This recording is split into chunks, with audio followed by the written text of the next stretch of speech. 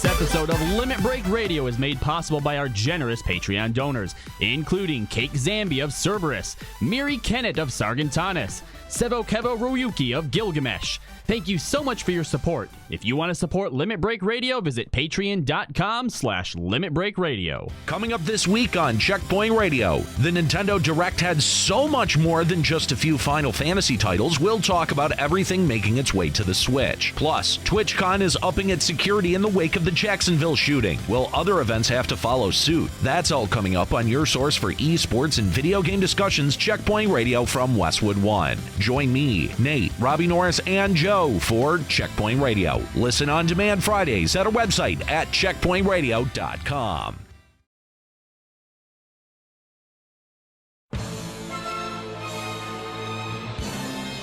Prepare for trolling. They see us rolling. To protect the world from monotony. To entertain all members with comedy. To stuff all RP nerds into lockers. To murder all healers with shade walkers. Juxta. Hollow. Dick ninjas play worse than a junk potion sprout. Abandon now and eat the lockout. Wabba fat.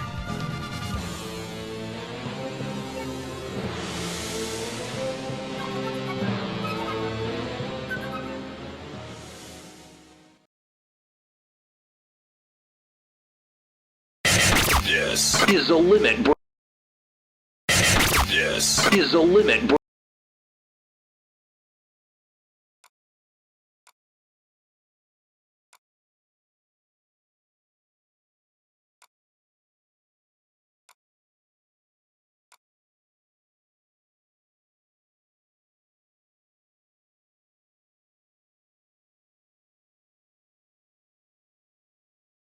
Live from Eorzea. Limit Break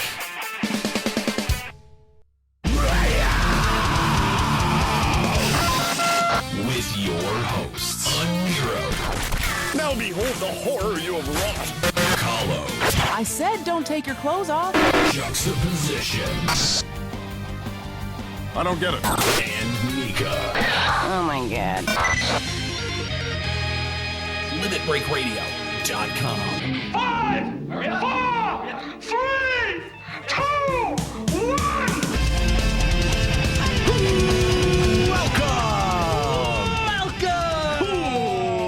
Welcome To Limit Break Radio. Limit Break Radio. Episode 175. Thanks so much for joining us here at twitch.tv/Limit Break Radio. I miss you so much it hurts sometimes.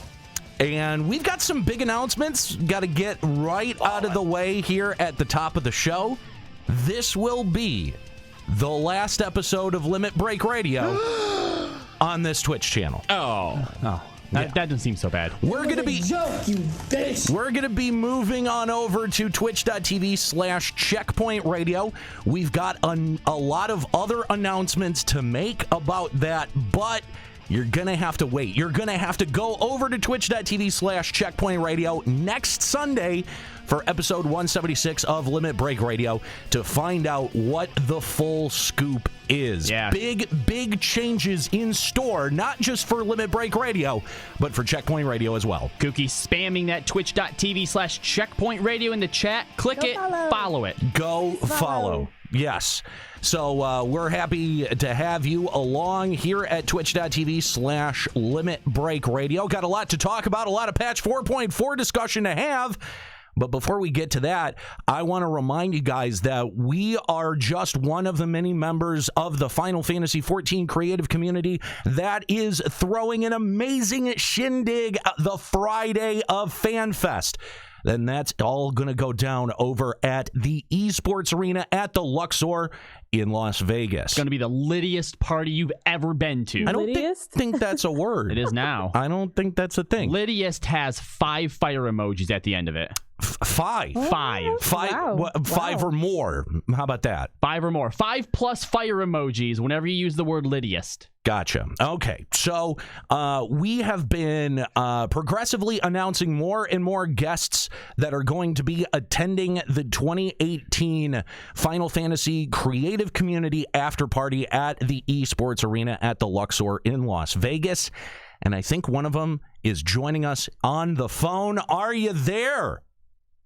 Hey guys, Mr. Happy here. Hey, it's Mr. Happy!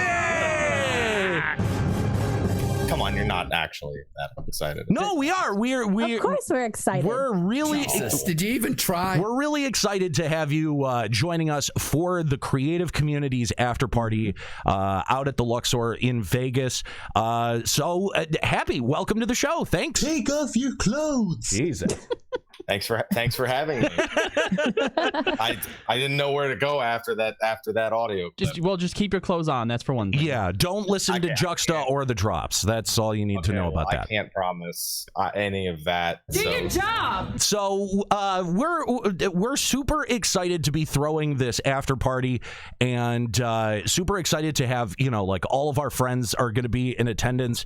Mr. Happy, you're going to be there. I understand Sly is also going to be out there as well. Sweet. Those are also our friends, by the way. Yeah. Yes. Well, for me, I think it's really nice when we tease all the people that are going to be here to actually announce someone cool and who actually has a following that might get some members to show up. So yeah, right. Really cool. We didn't see much of a bump after we announced Fusion X. So I think we lost a couple RSVPs. Did you see much of a bump after you announced you would be there? I don't. We sold the initial 35. 35. There you go. What have you done? Yeah. So I've sold one. Me. there you go. Well, no, but Happy's going to be in attendance. We're going to try to get as many members of the FF14 creative community to come out and party. And we invite you to come and party with us.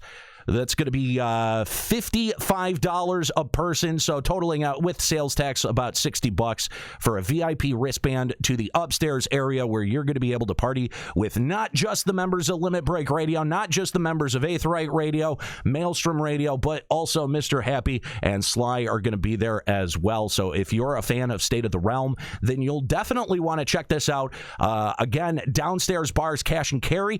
First come, first serve. There is a Fortnite tournament that night, so if you can't get in, if you didn't get your VIP wristbands, there is not necessarily a guarantee that you're going to be able to get into the esports arena. So make sure that you RSVP ASAP and do that over at our website, limitbreakradio.com. Does this mean that we can uninvite Sister Yappy now? Yeah. Okay. Thank God. Sister Yappy and Yister Crappy and Yister Crappy wasn't coming. I put my foot down. Yeah, I'm like, no way. And I came back to the crappy one. That's the first word I heard. Well, dude, we are so excited that you're going to be hanging out with us out in Vegas, man. This is going to be an awesome time. We want as many of the FF14 community to come out and party with us because it'll be the last opportunity that you get to party with Limit Break Radio. And they're all going sober. And remember, that's right. Escalia, I'm pretty sure Escalia has now confirmed. Escalia has confirmed. Will be there. That's right. I know all about following. Yeah. And Prince Clary is trying his damnedest to make sure he's out there as well. It's about 50-50 for Prince Clary at the moment. Right. So yeah, we're gonna be partying out in Vegas again. Mr. Happy is gonna be joining us. Thank you, Mr. Happy, for coming on and hanging out and announcing that you will be at the party. Thanks for having me, and I'm looking forward to it. I'm gonna have to keep an eye on Sly though, because you put him in that setting, and he gets. You know what? He knows how to party. Me and Sly. Oh, yeah, he does. Me and Sly. I'm calling it right now. That's it. We're gonna be the Dastardly duo. Sly, you don't know it yet, but we're teaming up big time. Wow. Okay. What does that even mean? I don't. You have to wait and see. Will you have mustaches? It's gonna be, we might have to. At the start of the night, they'll have them by the end of the night. There you go, Mr. Happy. Thanks so much for coming on, announcing that you're going to be there and partying with us, man. No problem. Yeah, I'll let everyone know on State of the Realm on Tuesday too. And you have a nice handy link That's right. To what's the word I'm looking for? To give out? RSVP? RSVP. That's right. So please, get those RSVPs in and come party with us out in Vegas. Check out Mr. Happy on State of the Realm and, of course, over at his Twitch page. I can't remember the numbers that come after your name. So 1227. There you go. Mr. Happy 1227. Get rid of them. I like my birthday. Well, thanks so much for coming on and hanging out with us, man. Thanks for having me. You guys have an excellent show. Thank you very much. Remember, if you want to call Limit Break Radio, 810-515-8715, limitbreakradio.com/Discord. And that reminds me, we haven't even kicked it on over to our Eorzean studios yet, so we still got to do that. Also, I have heard through the grapevine scuttlebutt that there is more people going to the LB or to the after party for the FanFest creative. Yeah, obviously, there's a bunch more people. We just haven't announced them yet. I know. We do it progressively each week. We know who's coming. I know. Okay. I'm coming! I'm coming! So, what? No. I'm coming! I'm coming! Okay. Wait, what are we did doing? Did you not hear it? No, we heard it. I'm coming! I'm coming! I'm coming. Is it time for the news yet? It's not. Are you? I am officially announcing that I will also be at the FanFest after party as well. Wow. Okay, but you weren't invited. Yeah, I don't think you're allowed to go. What? You're not allowed to go. I already RSVP'd. The money's in the bank. It's done. Oh. It's done. God damn it. I'm going to be right. there. No, then we're all going to be together. This is a good thing. Yeah, all right. All of LBR's there. This is a good thing. I'm excited. Thanks, Nika. You're welcome. I'm going to need you to bring another dildo. So you'll be able to party with officially all of the Limit Break Radio crew. Everyone. Exactly. Everyone is going to be there. Everybody is there. I'm glad that it's like Smash Brothers. So I know you didn't get a ticket to FanFest. You're just going out to Vegas? Just for the just for the party. Just for the party. One night. And then you're flying out. And there and back again. Just like a famous Did you get like enough time? Like, are you not even staying overnight? I'll stay overnight. Oh, you are? Okay. But yeah, I was going to say, you're going to be awfully drunk heading back to the airport. Yeah, I thought They're about going to be that, like, take off your shoes, and you're like halfway taking off your pants. Sir, put your pants back on. I got to take off the pants before the shoes, bro. I would take lots of pictures. I would pay so much money to see drunk Juxta trying to get through the TSA. Oh my god, that'd be hilarious. Oh my god, I would love it. Yes, lots of big. Oh, really quick, you can't bring Bert, right? Why not? Like because it's a party. It's a bar in a casino, and it's loud, and we don't need more. She can party. No, she cannot. Yeah, no, she can't. She probably can't. How many Jello shots can she handle? At least 3 in one night. Thank you very much. Oh man, there's so much wrong here. Remember the FanFest after party Friday, November 16th from 8 p.m. to midnight. That's over at the Esports Arena at the Luxor in Las Vegas. Is it time for the news yet? Nope, not yet. Sure isn't. You're gonna be real disappointed here in a minute, old war goat. So we've got another big announcement that can't wait until next week. So we've got to tell. Your penis. It's not. No. Oh. We've got another announcement that we've got to make this week, and that is that this is your very last opportunity. Is big enough to be his own Ocean's 11. Vegas. It was a fat joke. Was it though? It was a bad one, but it was a fat joke. You're fat. So one other thing that we have to announce this week is that this is your final week to be able to order something from Patreon. The Patreon, as of next week, has to go bye-bye. Has to close down, guys. Has to go bye-bye. So if you've been on the fence about any of the postcards from Eorzea, getting a shirt from Limit Break Radio, getting one of the keychains, then now is your opportunity. Now is your last opportunity, at least for the foreseeable future, to be able to go and get in on that. That's patreon.com/Limit Break Radio. This is your last opportunity. By next week, it will be gone. We will explain. Old Workout. I do promise that eventually we will be able to explain. It's not going to be able to be this week. It's going to have to be next week. So make sure that you tune in over at twitch.tv/Checkpoint Radio to find out what the big mystery is. I like this. Now people... I like the hype. There's uncertainty. I know. There's a lot of uncertainty. This is mysterious. People are. I can guarantee you, people are freaking out right now because there have been major shifts in this show in the past, but nothing like this. This is a bit different. I think like moving the tectonic plates. People are starting to understand how big and how transformative this is actually going to be. So, again, patreon.com/Limit Break Radio. This is officially your last week to go get it done. And I'm actually not going to be here next week. I know. What? I know. I am going to be in Las Vegas. You're fired! Aw. So you're going to leave it to, like, me and Juxta to do the explaining? Nika, are you gone too? Well, I might be. I'm going to a wedding next weekend. Well, Oh, she's gone. my flight leaves at noon on Sunday. So, We're going to ruin everything, Juxta. I got the black lung pops. Oh, Got the call into okay. work.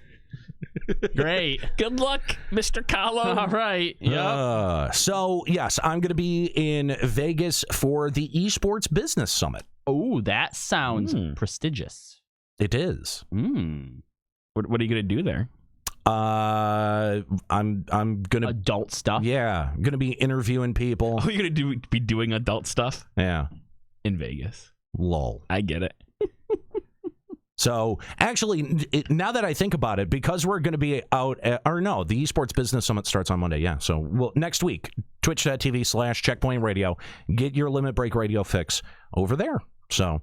But this is big, guys. This is super big. You don't want to miss it. Yes, that's right. We also are looking for entries for Juxtober. Juxta, how many entries for Juxtober have we had? Had or have? Have. 2? We have 2. Ooh. 2, I think. If I'm not mistaken. Are they good ones?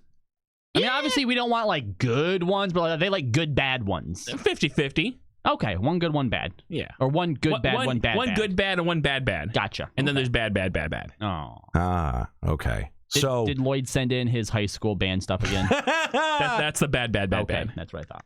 So anyway, yeah, Juxtober, if you have an entry that you would like to submit for critique on the show, then send it on over to hosts@limitbreakradio.com because we are still looking for entries for Juxtober. It is almost October. Almost. So I think, with 2, we have enough to do the bet. Right. Oh, So- easily. Plus, we were going to do at least one of, like, some of our old stuff, right? Yeah, I think so. Oh, yeah. We're totally going to do that. I really think we should at least do the very first episode that Juxta appeared on from LBR. This might be like a 1.0. 2-parter episode, Juxtober, because I think we could have like plenty of content to warrant 2 shows worth. Okay, cool. Assuming what? what? Assuming what? Just assuming. Okay. Anything you want, really. I mean, it's up to you. I'm not the one who's Okay, doing the assuming you do the work. I mean, I'm going to do the work. I don't know why you would have to assume that. So there's no assuming. We're going to have 2 Juxtobers, is what you're saying. I mean, everyone can assume something in life. That's how you make asses for me. That's how the saying goes. No, it's I don't think that is how that not. goes. It's definitely not. Anyway, So I guess let's check out what's going on in FF14 news. This is a Limit Breaking News Update. There's no news today, which is weird. Like nothing. There's a patch. That's a little okay, anticlimactic. but that's our discussion, That's so not it's not news, the news, Nika. Like they didn't even add anything to the cash shop the that I'm news is aware that of. patch happened. No, Okay. that's the discuss. Nika, look, I wouldn't understand you. I wouldn't expect you to understand how this works because you don't actually help make shows. I know it's the okay, so just can we just? All right. Right, but the fact that a patch Look, happened you're is news. barely our endgame correspondent, okay? Barely. So can Who you? has a week 1 Savage Knight? Okay, Me. Nika, what is your item level, Missy? 372. Oh wow, well it's not quite as high as my 380 now, is it? Oh! Did you buy all the crafted That's right, shit? 380 and all I've played these past 3 months is like Right, but how much money do you have left over from when you would just get free money for asking? Eureka, Nika. How does that feel? Eureka, I give Nika. zero shits. How much content have you cleared? 380. That's the thing, though. That's the thing. You've worked so hard to get to where you are. You even, like you said, you got your week 1 clear on the first turn.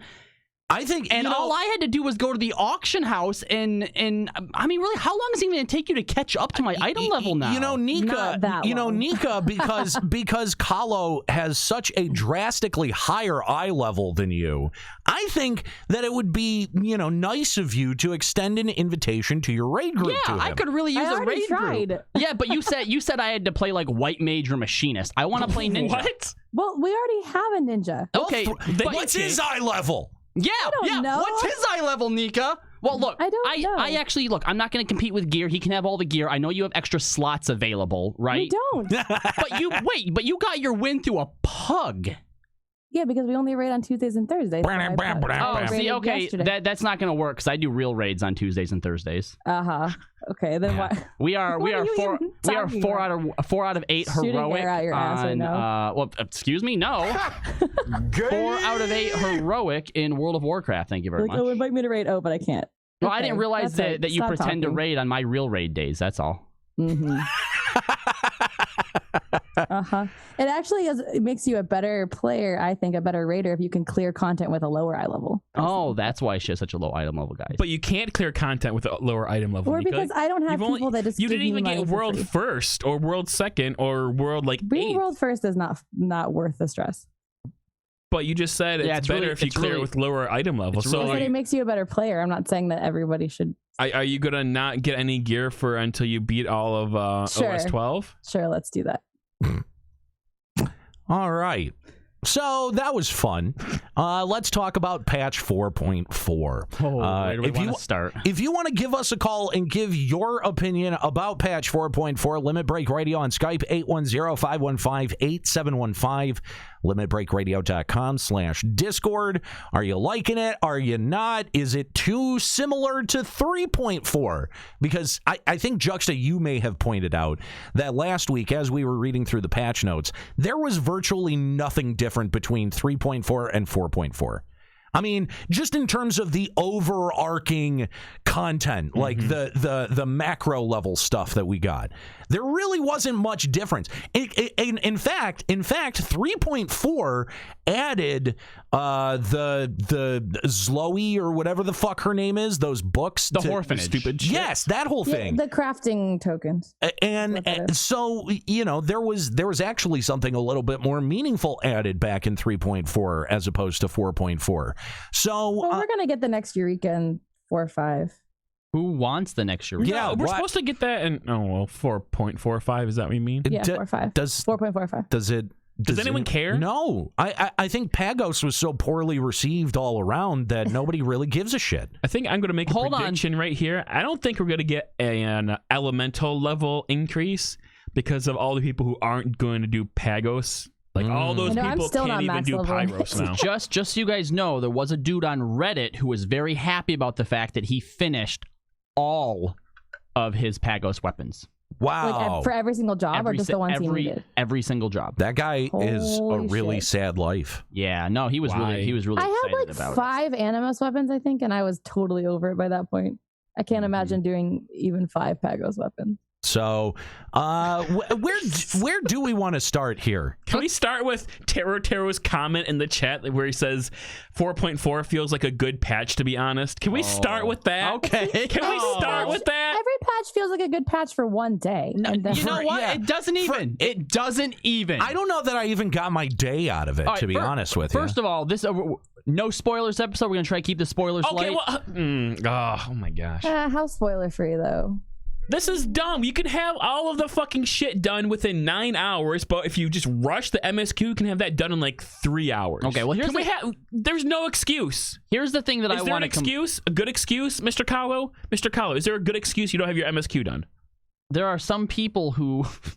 we'll talk about it, that found the MSQ too difficult, so they might not have it done yet. Oh, I'm sorry. You must not have heard me because I said, is there a good excuse? Okay, there's Mr. nothing good about this game, Wait so a why are you minute. holding them to an unobtainable standard? Hold on. Did I just hear that? Because I feel like I stroked out for a second. What? Did you say someone felt like the MSQ was too hard? Well, on the official forums, a Mr. Snapdragon, we're not going to give out his server. Well, even though it doesn't matter, he's not playing anymore. But anyway. Snapdragon my balls on your face. Wow. He writes on the official forum. Damn, dude, that was awesome. He writes on the official forum, escalating skill requirements and FF14's future. Now, this is in relation to the solo duty that you have to do in the MSQ. The only fun thing that I've experienced in the patch so far. Good amount of difficulty. Yeah. I'm glad there are people who find every element of the game enjoyable. I'm glad there are people who find the pieces I'm going to talk about easy and fun. This post is not for them. I've been playing MMOs since 2000. At this point in FF14, I don't see a future for myself in the game. You suck. The level of gameplay skill required just to get through the MSQ is fast approaching the limits of my capability. Hashtag get good. Bard main. Hey, be nice to this guy. He clearly doesn't have any hands, all right? Bard main, item level 350, and I cannot get through Will of the Moon. Fucking Tome Gear was 360. Dude. Just the part okay, spoilers. Guess what item level Juxta was at the start of this? 350. Did you have any problem? No, I didn't even lose once.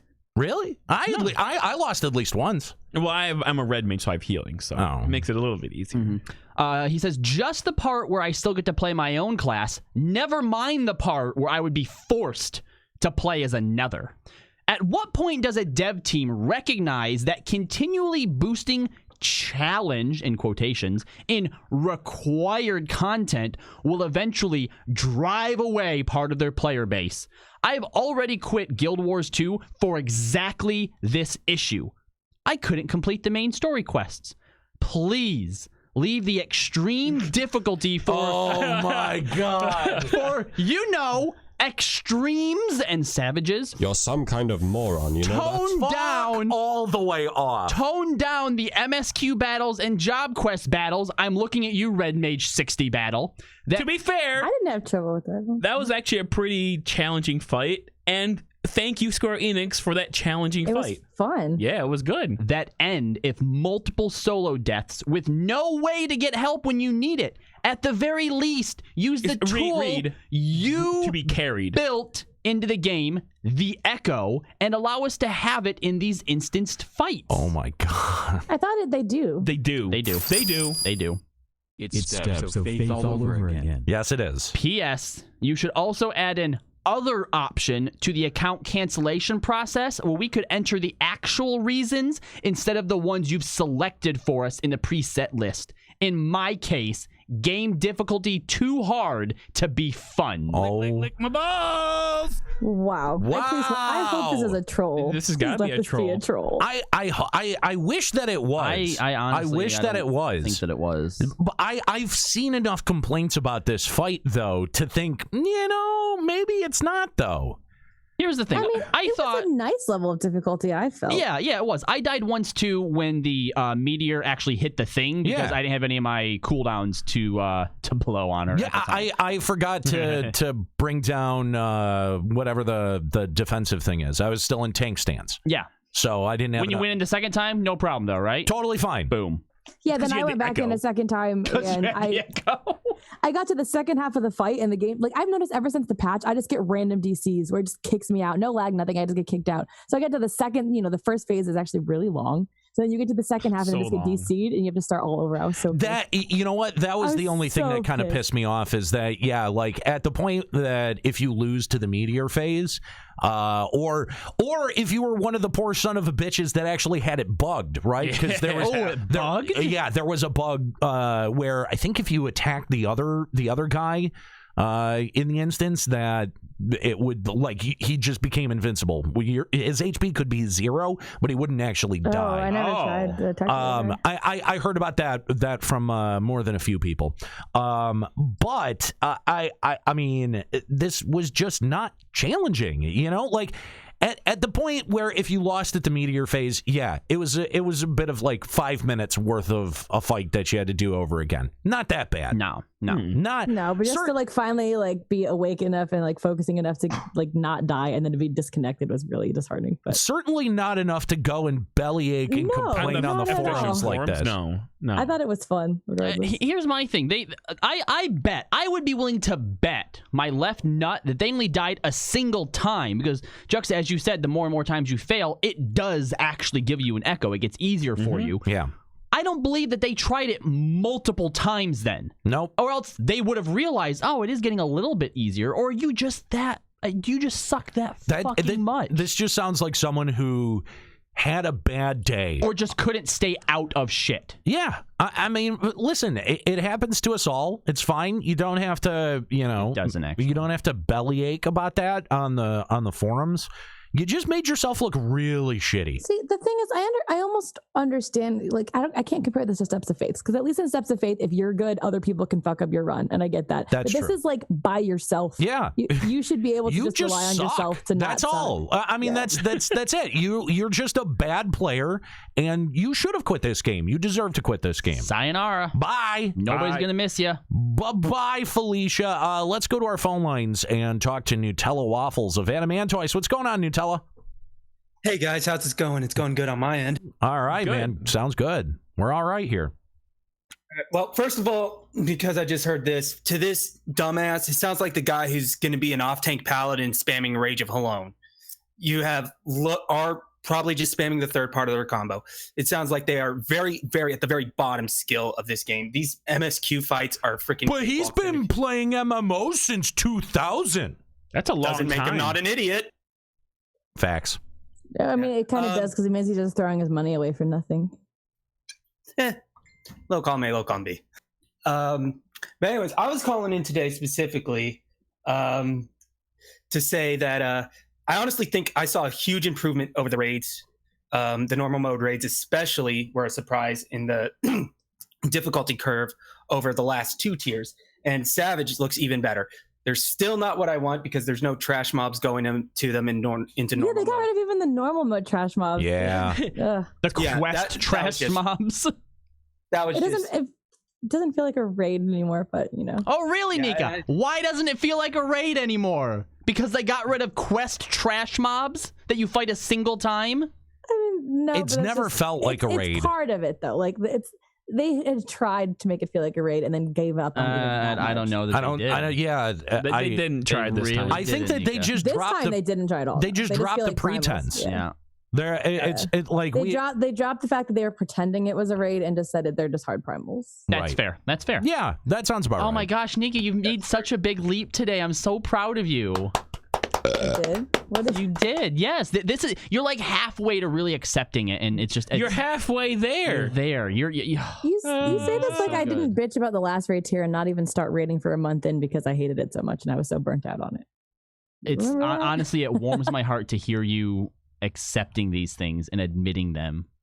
So let's actually gonna be so happy. So let's actually talk about some of the normal mode raid mechanics, because I do agree with Nutella Waffles that the fights are better than they've ever been. Agreed. They're fun. Which is something this expansion has been very good about. Yep. I mean, some of the primals, I'm not sure that I was totally in love with. I can't even remember a lot of. Now hold on, Byakko. Is this just because we know you're not in love with the actual models themselves, but even the fight design? Just the fight, yeah. Oh, okay. I mean, other than the part where you're free falling in Byakko, there wasn't like a whole lot that I thought was terribly memorable about that fight, so I didn't love it. I didn't do the extreme mode of it either, so that may be part of it. Baker, but extreme's not too different from normal. There's like one or two new things, but it's pretty much normal mode, extreme. Fair enough. But I did really like the mechanics of the 3 of the Omega fights that I've done. I haven't done the last fight. We'll get to that. But so far of the 3 fights that I've done, Chaos was a lot of fun. Midgar Somer, despite being more implications or lack thereof, being a little bit frustrating, it was a fun fight. It was a good fight. My one complaint about it, not the RP thing, we'll get to that, but my complaint about the fight itself, it was real difficult because a lot of people in our group died a lot of times. Yes, but we did still one-shot it. Yes, we did. We did. I didn't end up one-shotting Omega. That I think we had 3 wipes on, but was also a very good, from a mechanic standpoint fight. I like that a lot.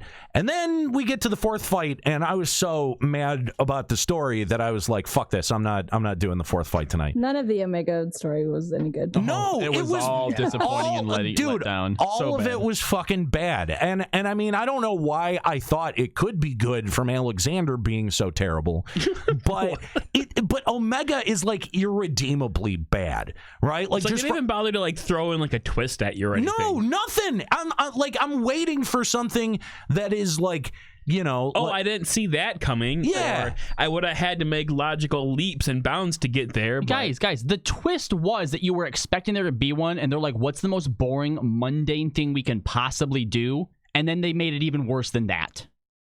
I literally am so mad about the fucking story for Omega. See, I told you guys that Alexander wasn't going to seem that bad when we were done with Omega. It was like Alexander was bad and I didn't think it could get worse. Oh.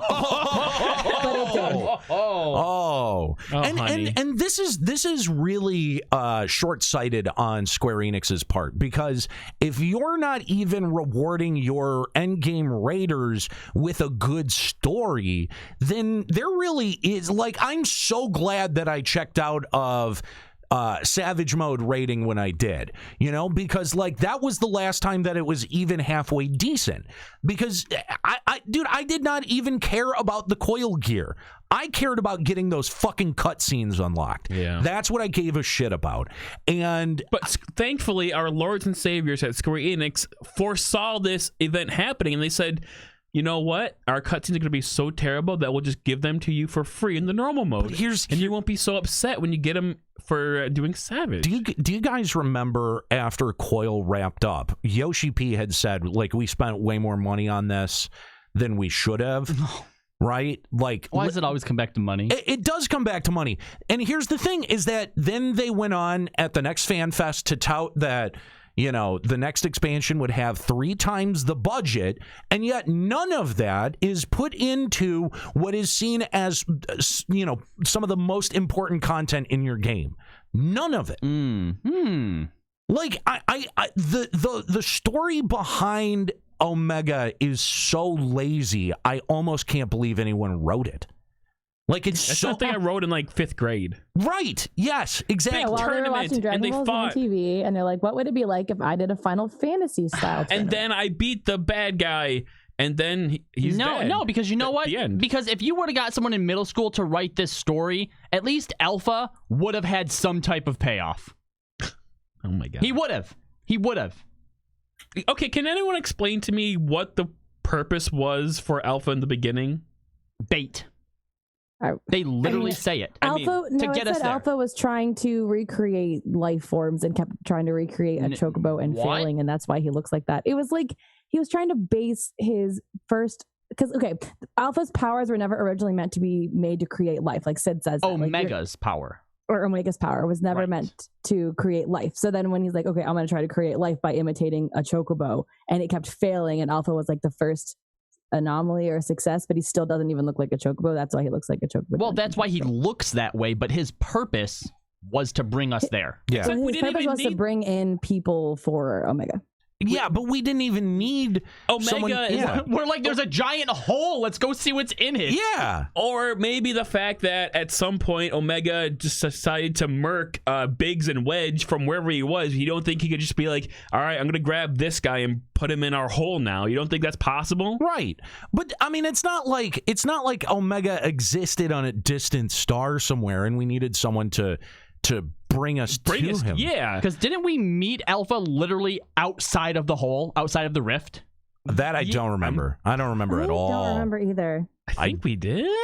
Don't remember at all. I put money on it. Yeah, well, regardless of the fact that we were going to go see what the fuck was up with that hole anyway because of the energy it was emanating. Like, we didn't need bait. Valinor hits the nail on the head in the chat room, says Alpha's story was to sell plushies. So I mean, yeah. I already had a Chocobo Dungeon plushie. I'm going to make it an Alpha costume. For FanFest. Can we just talk about how much I hate Nika right now? Nutella. All of it. All of the hate for Nika. What was your favorite fight mechanically out of this patch? I would have to say right now it's a tie between 11 and 12 normal. I only have experience with a 9S clear and some. 11 sucks. Can you remind us non-raiders, even though I have 380 item level, what fights those were? Alphascape V3, so Omega, and then Alphascape the actual V4, Omega M and Omega F. I think especially Omega M and Omega F are good introduction fights for people who are like on the fence about Savage raiding. It teaches you, okay, there's actual things that go on. You don't just go in and hit a goddamn striking dummy, do X amount of damage, and you're good. No, I agree with that. The mechanics on 012 normal really are pretty much right in between what you know, like a step right before you get to Savage. So I think that's a fair comparison. I just, again, from a story standpoint, I fucking hate the 012 fight because it's like, I mean, how spoilery are we getting? All the spoilers. Fuck it. Spoiler. Hashtag spoilers. All right. I do not understand why Square-Enix needs to take something that you're fighting and then make it fuckable. Whoa. Why is that? I'm sorry. Did I miss them putting a penis or a vagina on something? They put a penis and a vagina on Omega. Both. Oh. Now here's the fucking here's the thing that pissed me off. Okay, I get done with 011 last night, and I'm like, all right, because I want to see Adam and Eve. What was teased as Adam and Eve or leaked as Adam and Eve. I'm very curious about this. Where are they going? Maybe it's the creators of Omega. No. Maybe? No. It could be. No, it's not. And they're hiding in Alpha. So when we beat him, he comes out. He's like, I've been here all along. No, that is not what happened. T2, he fucking turns into the liquid Terminator from Terminator 2. And then we fuck this pool? No, but then XT1000. Yes, thank you. The T1000. And then it turns into like space androgynous David Bowie. And I'm just sitting there. I feel like that's a little redundant. Like, what the fuck is going on right now? Archangel David Bowie. Then during the fight, it gender switches. So it's like, I'm sure that this would be Ascalia's favorite fight ever. But to me, I just don't understand. Why do you need to make Byaku, Suzaku, and Omega fuckable? Why? Is it that they want to see cosplay of these characters? Because this is starting to get insane. Listen, I don't want to see cosplay of any of this shit. I just want Except for Omega F. I just want As Omega Nika pushes the box back under the desk. Fucking four-legged, like you got your stupid freak. beetle fight. That was on OS 11. Yeah. But why does it have to turn into something? Why does it have to turn into a humanoid? Because I want to have sex with it. Because Square Enix can't count, and they're like, "Oh shit, we need one more fight." That fucking why does Omega need the deep V T-shirt? I don't understand. It's like I need to show off my pectoral muscles perfectly. I need a deep V. What the fuck? Why? Story-wise, Omega realizes that humans are the strongest, so Omega tries to become human. That's why. And then fails to realize that the reason humans are strong is because of their strength of will and strength of heart, not because they look like a human. Each time Omega gets defeated or has his creations defeated, it's by a group of 8 humans who are just wearing the most kinky ass shit ever. And you know I'm right. He's just learning from you, Daddy. Yeah. It's just, it really is frustrating at this point. From a space machine standpoint, who doesn't understand human emotion, it makes sense for him to think, okay, if I make myself into a human, I will be the strongest being. It kind of makes sense. All right. Let's say, just for the sake of argument, that's correct, because that seems logical. That's what it said. Yeah, no. Nika, let me finish. That's fine. We're going to accept that, okay? Nero accepts that. Explain, then, why Genbu needed a human form. Why Byaku needed a human? What are you talking about? We see him afterwards. He's like we don't fight the human form, but he has one. He has a humanoid form. We fought the human form. He has a little turtle and a giant turtle. He doesn't have a human form. Yeah, he does. I haven't seen a human. Is he standing up on his hind 2 legs? Yes. Because I've never seen a turtle do that. He's humanoid. Do you guys forget that stupid Hell's Kitchen dungeon? Byaku. Right, but he's a big giant turtle, though. Okay. You can still fuck that turtle, Nika. I mean, I guess you could. Okay, so to Nero's point, why does he have a humanoid form? Why does Byaku have a humanoid form? Why did they put a dress and give Suzaku a humanoid form? I also learned that I'm secretly a furry. Because they're lords. And everyone knows that lords are humanoids. Sure. They're really magical and really strong. That doesn't explain why they have to be human. I remember fighting Byaku, Suzaku, Genbu, and the other one Seiryu. in 11. None of them had humanoid forms, and I felt like they were kind of, fine the way that they were. I don't understand why do you need to put perfect abs on something? Because this is the Final Fantasy XIV Weebland edition. So, but see, you're right though that like Omega has a story purpose for human, but like looking at it, even when you fight Suzaku and she thinks you're Tenzin, she's like, "I've never shown you my final form." Like they didn't have this form when they were originally with Tenzin and they were on their journey. And any flashback you see, they're in their animal forms. I mean, shouldn't Square Enix? You're right. There is no story reason for their humanoid. Shouldn't Square Enix really? Like, shouldn't the red flag go up to Square Enix employees as they're writing it when they say, "This is not my final form," right? Like, is it done? Doesn't that... When you're wearing rose-colored glasses, all flags are red. Doesn't that bring up, like rose-colored. You know what I mean? Like, doesn't that bring up, like, the all the cliche flags? Like, final form. This is the cliche expansion. No. I mean, yes, it is. So that's what they were going for. Great Laker Nori Prince Clary says, "I'm still creeped out about a bird trying to fuck Tenzin." Because if that's the story, by the way, Tenzin, you never got to see my final form, and then turns into a human. She totally wants to fuck Tenzin. No, she does. The one line that like drives me nuts every single time. She's like, "I just wanted us to like what? To what? I am a gorgeous girl with big cans." Like she's clearly the entire time her entire story is that she's obsessed with Tenzin. Why is there so much sexual subtext in this patch? Like the fight we were talking about earlier against the Dotharl chick. Like straight up, that was a sex fight. That's what that was. Oh yeah, 100%. Yeah. Fight fucking. That was fight fucking. That's what that. I don't suppose that sounds accurate. I don't suppose that can be our episode title, can it? Fight fucking? Yeah. Why the fuck not? I don't know. Fight coitus? Is that okay? Battle coitus. Oh man. It's all bad. Nutella waffles, man. Thanks for the call. We appreciate it. Hey, thanks for having me. Yeah. If you want to give Limit Break Radio a call, Limit Break Radio on Skype, 810-515-8715, limitbreakradio.com/Discord. If you want to join in, we invite your calls. Let us know what you thought of patch 4.4. Was it great? Was it terrible? Did you like the fights but hate the lore? You know what? I have a bone to pick with Juxta here. All right? Now, you were one of the first ones to get the MSQ done, and you're like, oh my god, I feel like I'm back into it. I'm excited for the next patch. Like, it's actually going somewhere. It actually feels, like, exciting. And you're like, skip everything before the solo duty. Right. And then after that, you're like, it ramps up. I didn't say that. I said skip all cutscenes before the solo duty. Which would make me think that everything after the solo duty is good. No.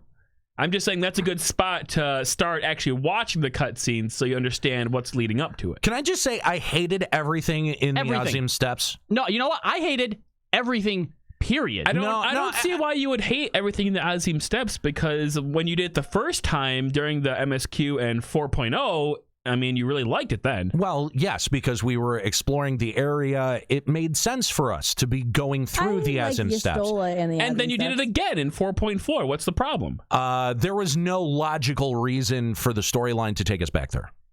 Well, you wanted to have fight sex with the Battle girls. coitus. Battle coitus. That's not... You did. I mean, that's what happened, but that's not what me as a player wanted. That's not true. We were there to get the ether things out of the rock. Okay, but why was it there? It's just always been there. It's Allegan. No, Nika. Why did the writers decide to put that in the Azim Steppes? It's been there for a really long time. No, Nika. Nika. Could that? You're writing the story. You're the one penning it. Why choose Azim Steppes? Well, could that structure have existed anywhere else in Eorzea? Maybe, but they... Yes, it could have. There's no narrative reason. No, there is, though, because each of the different tribes have their different beliefs and things like that, and so they believe that it's like an incarnation of their god's will. So they worship it as a religious But thing. if you put it in... You know, somewhere in Yangsha, or even hell in near Ishgard. There's no reason to not have to have it there, or I mean, it could have been anywhere. It fit in there, sure, but it didn't need to be there. And what really ticked me off was the fact that we're like dancing around trying to be like, oh, we have to make sure they're still our allies and get their permission. We own you. No, we own you. Nika, we won the Nadam Bowl. We are the leaders. We're the Khan. You do what we say. We shouldn't have to prove ourselves to you again. That's true. That is true. Yeah. I never thought about that. Yes. Okay. But anyway, Juxta was like the last 10 minutes. Think about that. Last 10 minutes are the best 10 minutes. And they were. Last 10 minutes were good. But the reason this ticks me off now is this is 2 MSQ patches in a row where the majority of the MSQ has been boring, worthless bullshit. And then we get like 5 to 10 minutes, something that's actually interesting at the end, but doesn't actually go anywhere or build to anything. It's just like, look, more unexpected stuff that's actually cool. What was the last one? We get the throne room scene, and then Gaius and Elfina are at like that camp with the Black Rose. Yeah. Oh, yeah. Yeah, like that stuff. Yes, okay, that was all super exciting, and those characters were really interesting. But it's all backloaded. It's all there right at the end. Why should we have to go through 3 hours of bullshit, boring-ass, useless cutscenes to get to the good stuff? Well, and I remember back during 3.0 and even 2.0, there would be every once in a while it'd be like you'd get a nugget from somewhere else in the world, like you'd get a story nugget, and it's sort of what motivated me to keep pressing on. And now to just kind of backload it and put all of your exposition at the very, very end, that's a really, I think, just a bad storytelling method. Yeah, and Nori had a good point in the chat, too, is the fact is, it should have been in the burn, 100%, considering the fact that the ether from the Allegan thing in the Azim Steppes is what fucked up the burn. And totally. They were like, now that we fixed this in the Azim Steppes, the burn will grow again and be pretty again. We're like, wait, what? They're so far away. Oh, Norris, Norris, that's another great point. Can someone tell me why we visited the deaf mute kobold? He didn't even say anything. They literally walked him out and then left him there. He's deaf and mute. They might be trying to make us remember that he's there. Why? Why? For something in the future? No. Nope. This is Square-Enix we're talking about. Nope. Because clearly, I mean, I thought it was kind of nice that it shows that Alice is still somebody who's been caring about the people we forgot about. I thought that kind of humanized Alice for me a little bit. But did we need to go to the kobold to do that? Maybe. No, Nika. I don't. Because we would have still forgotten that character existed if we didn't do it. All right, can we backtrack a little bit and talk about how we go to the burn to search for Alphino, don't find Alphino, loot all the treasure, and then Yugiri's like, all right, well, I guess we should peace out now. That bothered me so much. And then Alice is just like, guess we should just leave. Okay. Why?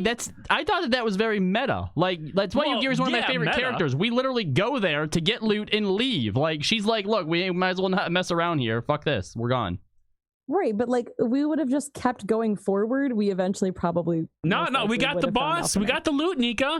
We got our fucking on that mendacity tomes on that perfectly circle platform out in the middle of the burn.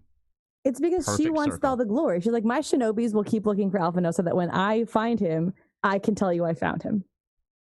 She's a glory hog.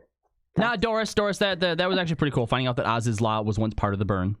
Oh yeah, isn't Aziz's Law being held up from that shit in the Azim steps? I don't know if it was from that. It's the same kind of stuff though, but like that's like a piece that fell and crashed there or something. Yeah. Oh.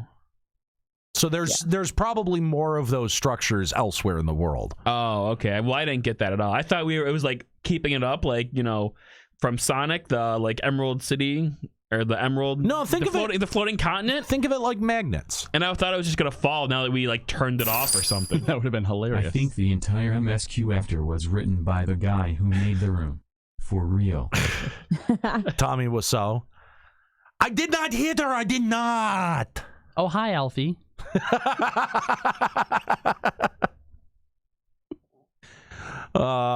Give us a call. Limit Break Radio on Skype, 810-515-8715, limitbreakradio.com/Discord. We're talking about patch 4.4, general reactions to 4.4. Spoilers abound. Yes, we are. There are spoilers that are contained within. So if you have not finished patch 4.4, don't.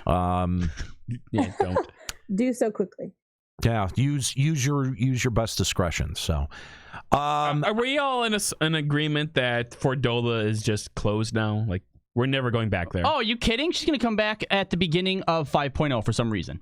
Well, no, because her only story was just told in that story they posted on the website, and then doesn't matter anymore. No, I think we'll get. She agreed to be used as a weapon for the army, and that's what she's doing for the rest of forever. She will randomly come back for some tiny little secondary ass role like the fucking Syndicate does every now and then. Oh, please, she's not Estinian, all right? She's not that popular. Yeah, no, I don't. I don't think that we'll see much of Fordola. She's a brooding character, but she's not a brooding character with a dick, Kahlo.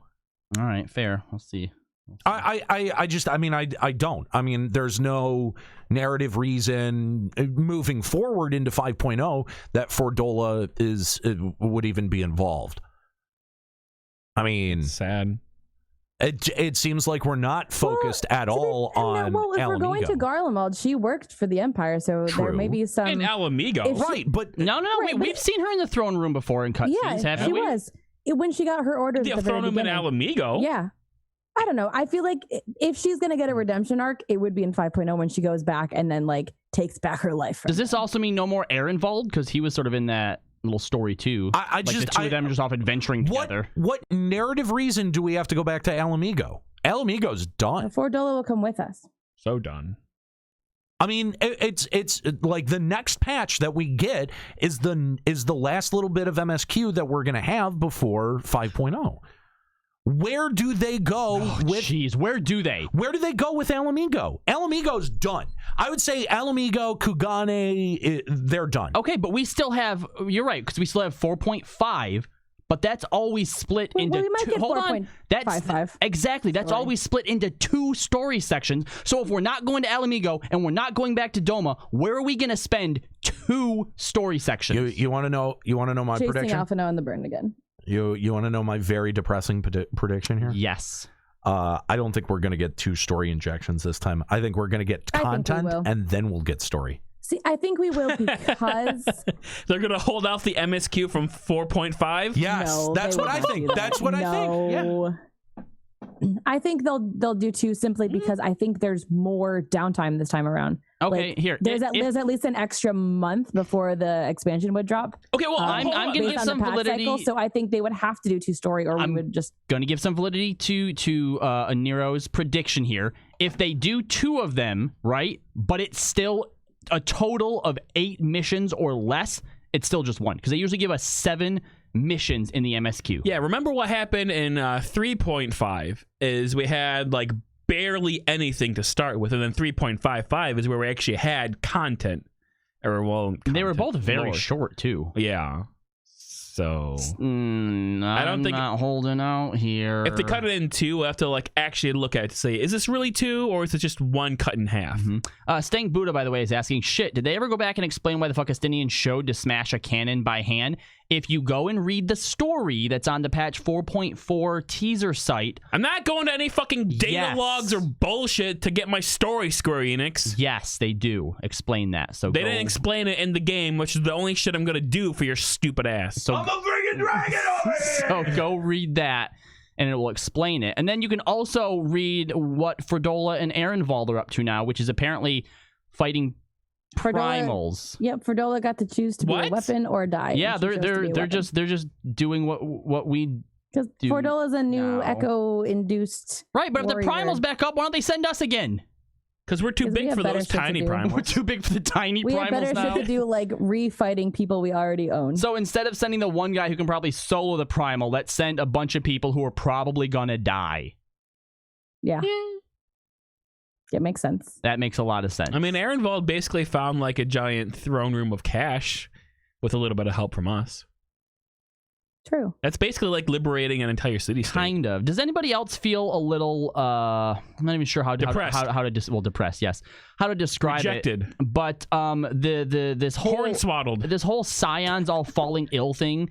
Does this not kind of feel like they're trying to recreate the feelings that were at the 2.55? 2.55? Yeah. I mean, only if at least one of them actually dies. I mean, if you want me to be honest, yeah. And is that like a cop-out way so that they didn't have to write every time a character like goes into a coma, like when Y'shtola's shield got broken, or falls into like this random ass coma? I feel like it's just a cop-out so they don't have to write as many characters into the next story patch. Or they have room for the new characters they're gonna add. Like they're like writing at the characters that we finally like. I remember originally we didn't care a shit about the Scions at all. Now that we actually care about them, instead of giving us a story about characters we care about, we're gonna write them out of the story for a couple patches and put in new characters. Well, but I mean, this has happened at the end of every single expansion so far, is that our group of friends gets decimated somehow, and then we have to either get a few of them back or 1 or 2 of them back, right? Like, I round mean, them all back up. This happened at the end. Now they're all in the infirmary. They're not like missing. Right, but I mean, again, that gives it an easier out, because once we get through whatever we have to get through in 4.5 or even in the first patch of 5.0, they're just going to magically wake the fuck up. I'm sorry. There's no actual danger here. I need to give a big fuck you to Taro, okay? Because someone's finally calling him on his bullshit in chat, and he says, just do the MSQ. It's obvious.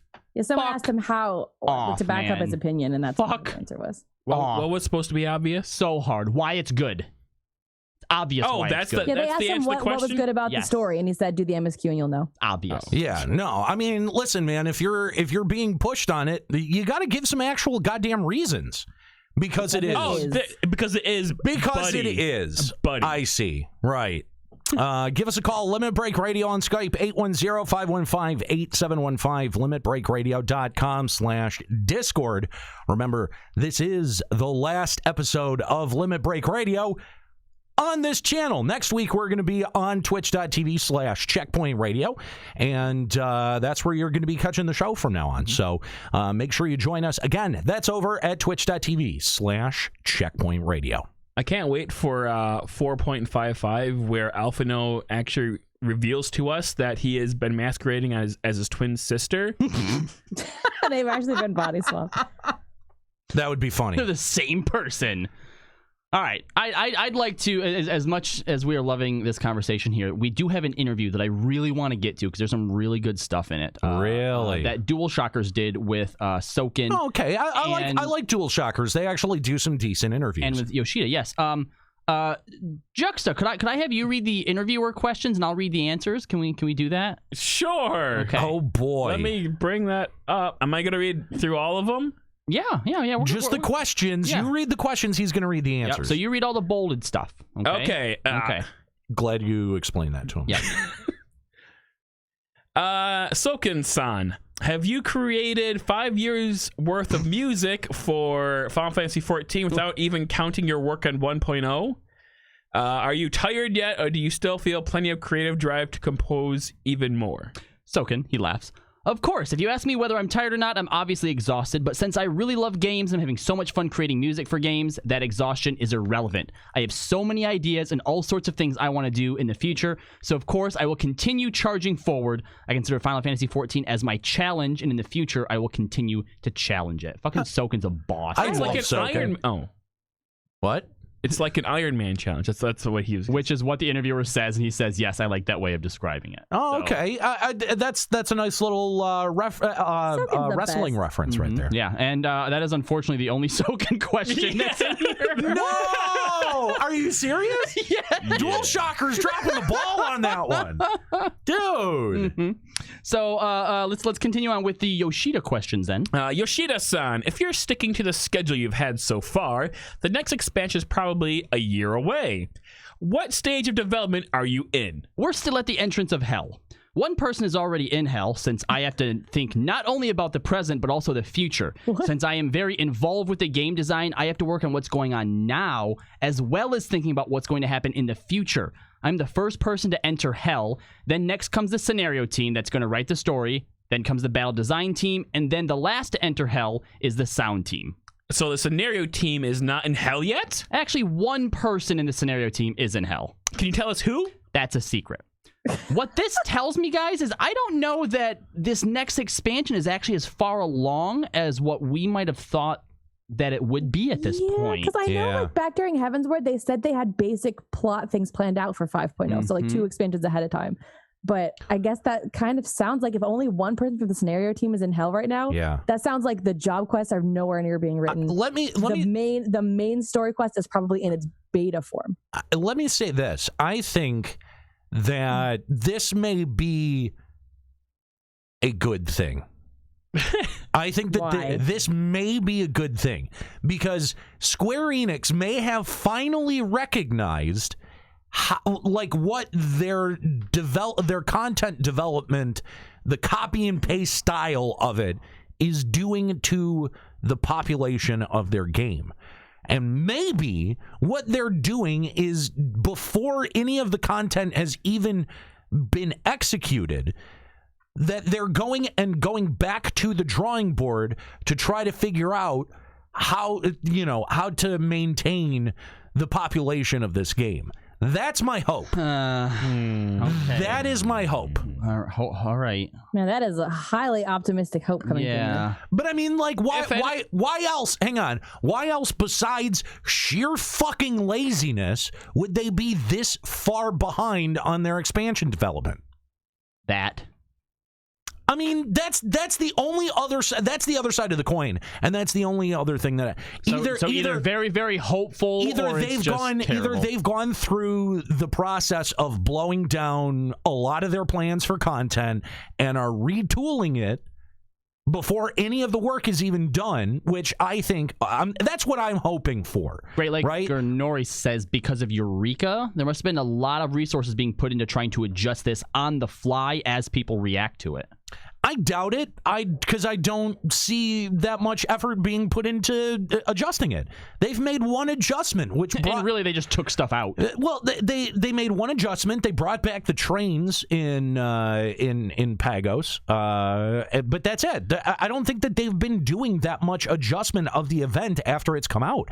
So, outside of complete laziness and incompetence, the only thing that I can think is the reason that they're this far behind on their content development is because they're trying to retool some things. All right, well, that's my hope. I'm putting my money on incompetence. I mean, it's, you know what? It's 50-50 at this that's point. Okay, I'll give you that. It's 50-50 at this point. My opinion is he's lying through his teeth. Really? There's no way that they're going to get an entire expansion done in a year when it takes them a year to get one event done. All right, so you may or may not remember, but before Stormblood was officially announced, I asked you what kind of job you would personally like to add to the game. You told me Red Mage, and just like that, Red Mage happened. Of course, it's totally a coincidence. So, is there a job you'd personally like to add to this next expansion? Laughs. Personally, it'd be cool to maybe have the arithmetician from Final Fantasy Arithmetician Tactics is added to the game. In the second part of Return to Ivalice, one of the battles, we had actual math problems, so maybe we could have a job that can use numbers in battles. All right, I'm not going to say anything more about new jobs. There could be no new jobs in the new expansion. We don't know. It could happen that there's no expansion. All right, there's our answer. There's no expansion. That's why they're so far behind. Oh, okay. It could be that there's no expansion. What are they going to do then? Just add another patch in June? Are they just going to do content updates? Shantato's extension? Oh, God, no! No! I mean, it would make sense to, at this point, kind of do that. Especially if you're going free to play? No, stop that nonsense. Dude, I think that's going to be the big FanFest announcement. I really do. Oh my God, I'll walk out the door if they say that at FanFest. Okay, you heard it here first. If you don't walk out the door, Nika, then you're a duty. I mean, I'd probably go back in. As I said, everyone have their phones ready to record it. Just her standing up, like office style, and just walking out. Can you imagine? Just Stormblood is the last expansion this game ever sees. Gotta go out on a hiding. I can picture it in my head up there on stage, them trying to hype it up and being like, we're taking a new direction. We're not here to announce the new expansion, but instead the first in a long line of many add-ons. And they flash the first one across the screen, and just the entire place is just quiet. You just watch everyone's body language like shrink down and they're just hunch quiet. over and cry. This is a little bit. I mean, that just sounds like trolling to me. It's like, I'm not going to say anything about jobs. Nope, there's no job. There's no expansion. Ha ha ha. Like that to me just sounds. Maybe the question continues on. There could be a new race. Oh hi. Maybe Vieira. Laughs. Next. The work done by Yatsumi Matsuno on Return to Ivalice. So do you guys think that Vieira is going to be a race? No. You don't think so? 100%. What? I have no doubt about it. Why do you think that? Because everybody's been asking for it, and I just feel like with the way Yoshi did Red Mage, and I feel like with the way that we have Ivalice and we've had Banga and shit, like Vieira's coming. There's no way it's not. Was it on that leak document? I think it was. Vieira was on there, as well as a lion race. Yeah, and I feel like if there is actually going to be new races in the expansion, it will be Vieira. Weirdly, I feel like that gives it a little bit more validity. Yeah, well, Blue Mage Leak Sky actually done quite a bit. Even if we didn't actually fight, because their name wasn't Adam and Eve in the thing, was it? No, it wasn't. No, but it was just Omega M. But that was probably a code name that they used. Yeah. Well, and I mean, if you didn't have the lead-in cutscene to explain what it is, it would be easy enough to kind of just assume that. Yeah, there's like a male and female, looks like a creator. Yeah, I'm assuming that the person who's leaking that info is like a QR tester. You know? Yeah. You know, or so they don't QA tester. They don't have all of the information available to them. Yeah. Right. Exactly. So, I mean, I think that there's a good shot that we may see Vieira and that we may see Blue Mage. It's possible that even if you're a QA tester, that the names of them could have been Adam and Eve to hide what they actually were in the story. Could have been. Yeah. Very, very much so. Go ahead, Juxta. The work done by Yasumi Matsuno on Return to Ivalice has been highly appreciated by many fans. Since he is also a big 14 player himself, isn't it time to bring him back as a regular member of the team? If we brought him back, we'd totally have a patch once every 6 or 7 months. Laughs. He can't be that slow. It's not that he's slow. It's that he goes over his work so many times to try to make it perfect. I look at myself as a sort of editor. I look over his work and I say, yes, this is great. And he's like, maybe. And I'm like, no, it's okay. It's good. Our job is to create a world that will contain his stories, and he's got so much in there that it can sometimes prove difficult. That being said, we really enjoy working with him, and we want to keep a relationship with him. Whether that means on Final Fantasy XIV or other projects by the Business Division 5, we understand the value of what he brings. Yet, first of all, the big conclusion of Return to Ivalice is coming up. There will be big surprises, and making that the best it can be is the job we have in front of us now. Actually, that would be a good way to unveil Viera. Right? Unveil Viera during the conclusion of Ivalice, and then we're like, oh my god, Viera's exist. The same way that they showed us Ninja and Red Mage. Well, Yugiri's race, the Aura. Oh yeah, the Aura. Yep. Yeah. That would be really cool. I'd be into that. Yeah. Do you think Viera will be female only and then the Lion race male only? Yeah, probably. In fact, I think so dumb. Lion race is going to be reskinned Golka. You think? No, Yeah. I don't think. No, I don't think. I want to say no, simply because when Golka 1.0 started and we had the female Mikote and the male Rose originally, people got mad about that and they're like, okay, no, that makes more sense. Let's change that and make it both. Well, I can't see them doing a gender specific race again. But lore wise, Viera are all female. Yeah. No. But is there any official art for a male Viera? Yes. There is. Official concept art, but not. Yeah. You're sure? Pretty sure. It was done by Amano. Yes. Okay, if that's the case, then there's a possibility. But wait, didn't Blue Mage Leaks say that Viera was going to be female only and the Lion was going to be male only? Did they say that? I think it did. I don't know if it said that. By the way, Grey Laker Noria pointed out in our chat that the Lion race is likely Ronso, which makes sense because you can just kind of take their character models and scale them up and make it kind of function. Yeah. And then you can have more furries in the game. I just hope that if they do add Viera, that they're actually taller and they have different proportions, so they're not just like Mikote with bunny ears. Okay, or they could like be smaller and more thin and be like kind of standoffish, like how women should be. Fuck off. It'll be interesting. I mean, I don't have my hopes up for it by any stretch of the imagination. But I want to be a male bunny. This next question, we take a little blast to the past here. I'm guessing that Final Fantasy XI is drawing closer to its end of its life cycle. Are you thinking when is the time to close 11 comes of ways to draw its remaining players into 14? Being in charge of Business Division 5, 11 is still part of my group.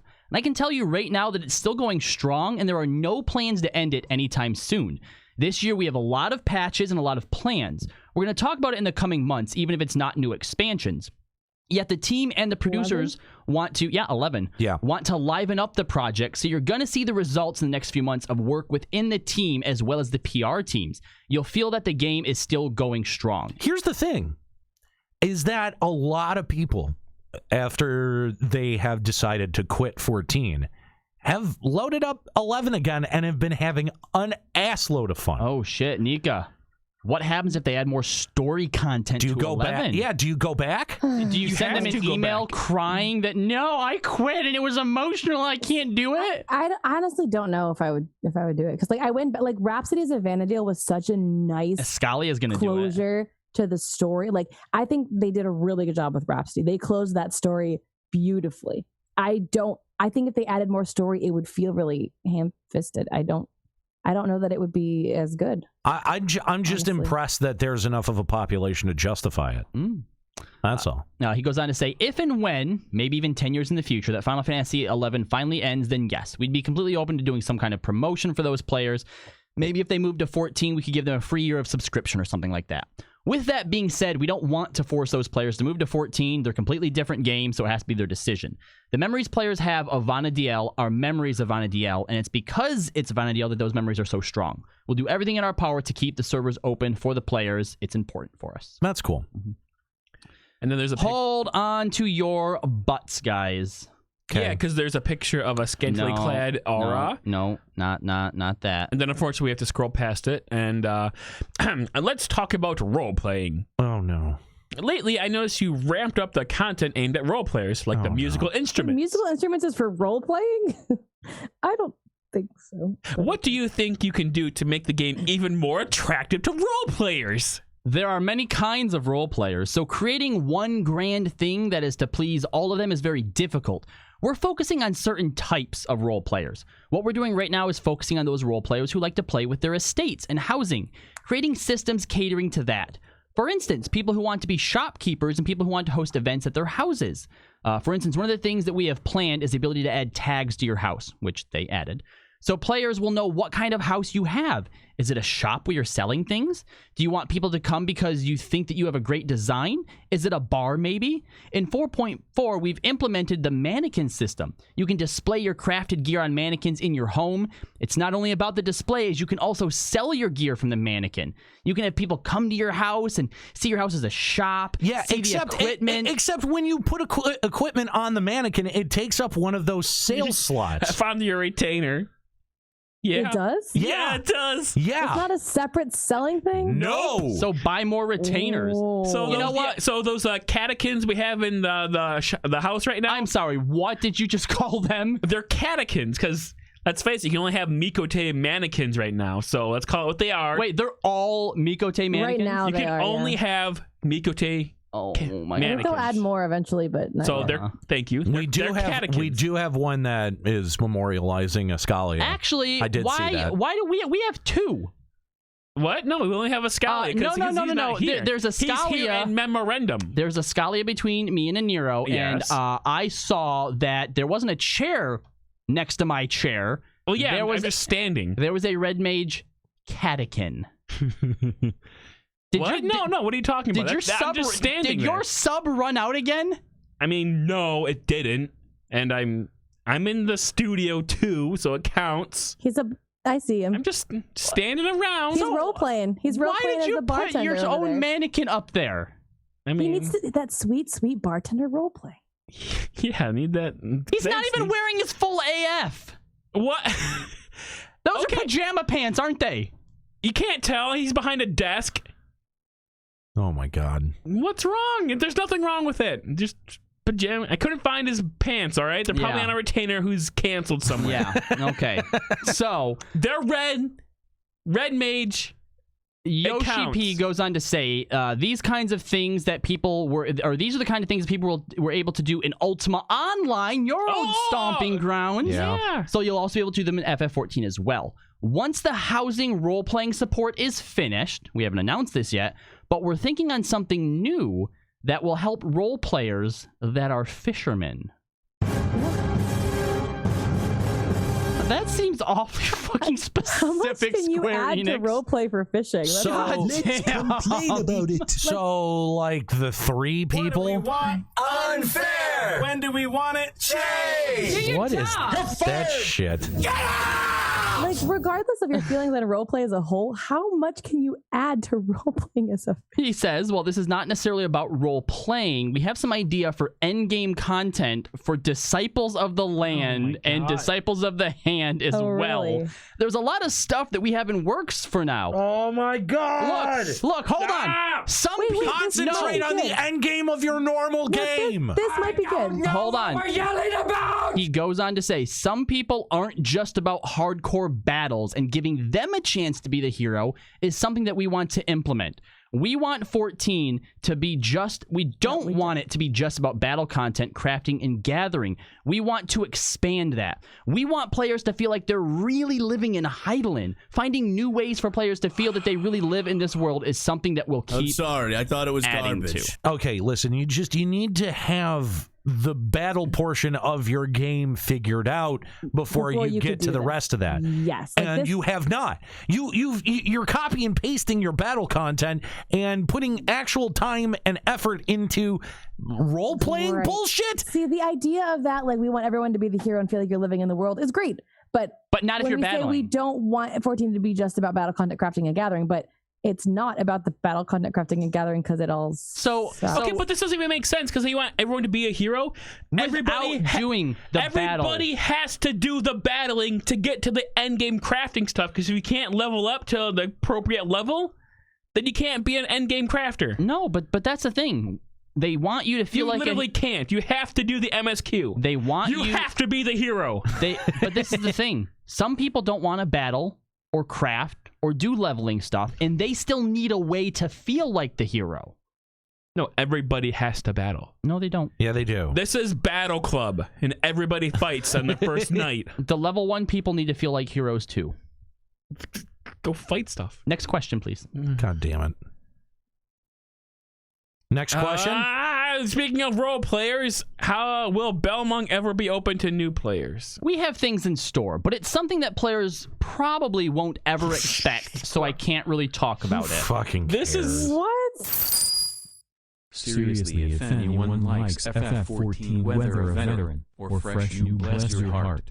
This is just making me sad and depressed, and I just want a shower now. Yeah, I'm with you, Morgan Freeman. Next question. You're finally implementing the captain rank for grand companies. Is it something you're considering to accelerate in the future, or will we have to wait several more years to get major and higher ranks? We kind of feel that grand company content has become a bit too simple. Always doing, pay attention to this. Always doing the same thing over and over. Just the grand company. I don't personally like that, so I want to change things a little bit. Really? Fuck off! See, this is why I said Yoshi was lying earlier. He's lying to his fucking teeth. He wants to change things up, and that's going to require time. We ask players to give us a little bit of time after we implement Captain.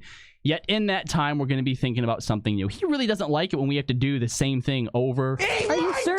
and over and over and So that's what 3 expansions of copy-pasted ideas are, is not doing the same thing over and over again? 2 dungeons in your extreme roulette. Yeah, that's not doing the same thing over and over and over again. But they're different dungeons every patch. I get the same one every time I queue for it. Okay, but if you were to queue right now, you're going to get a different dungeon than you would have got 2 weeks ago.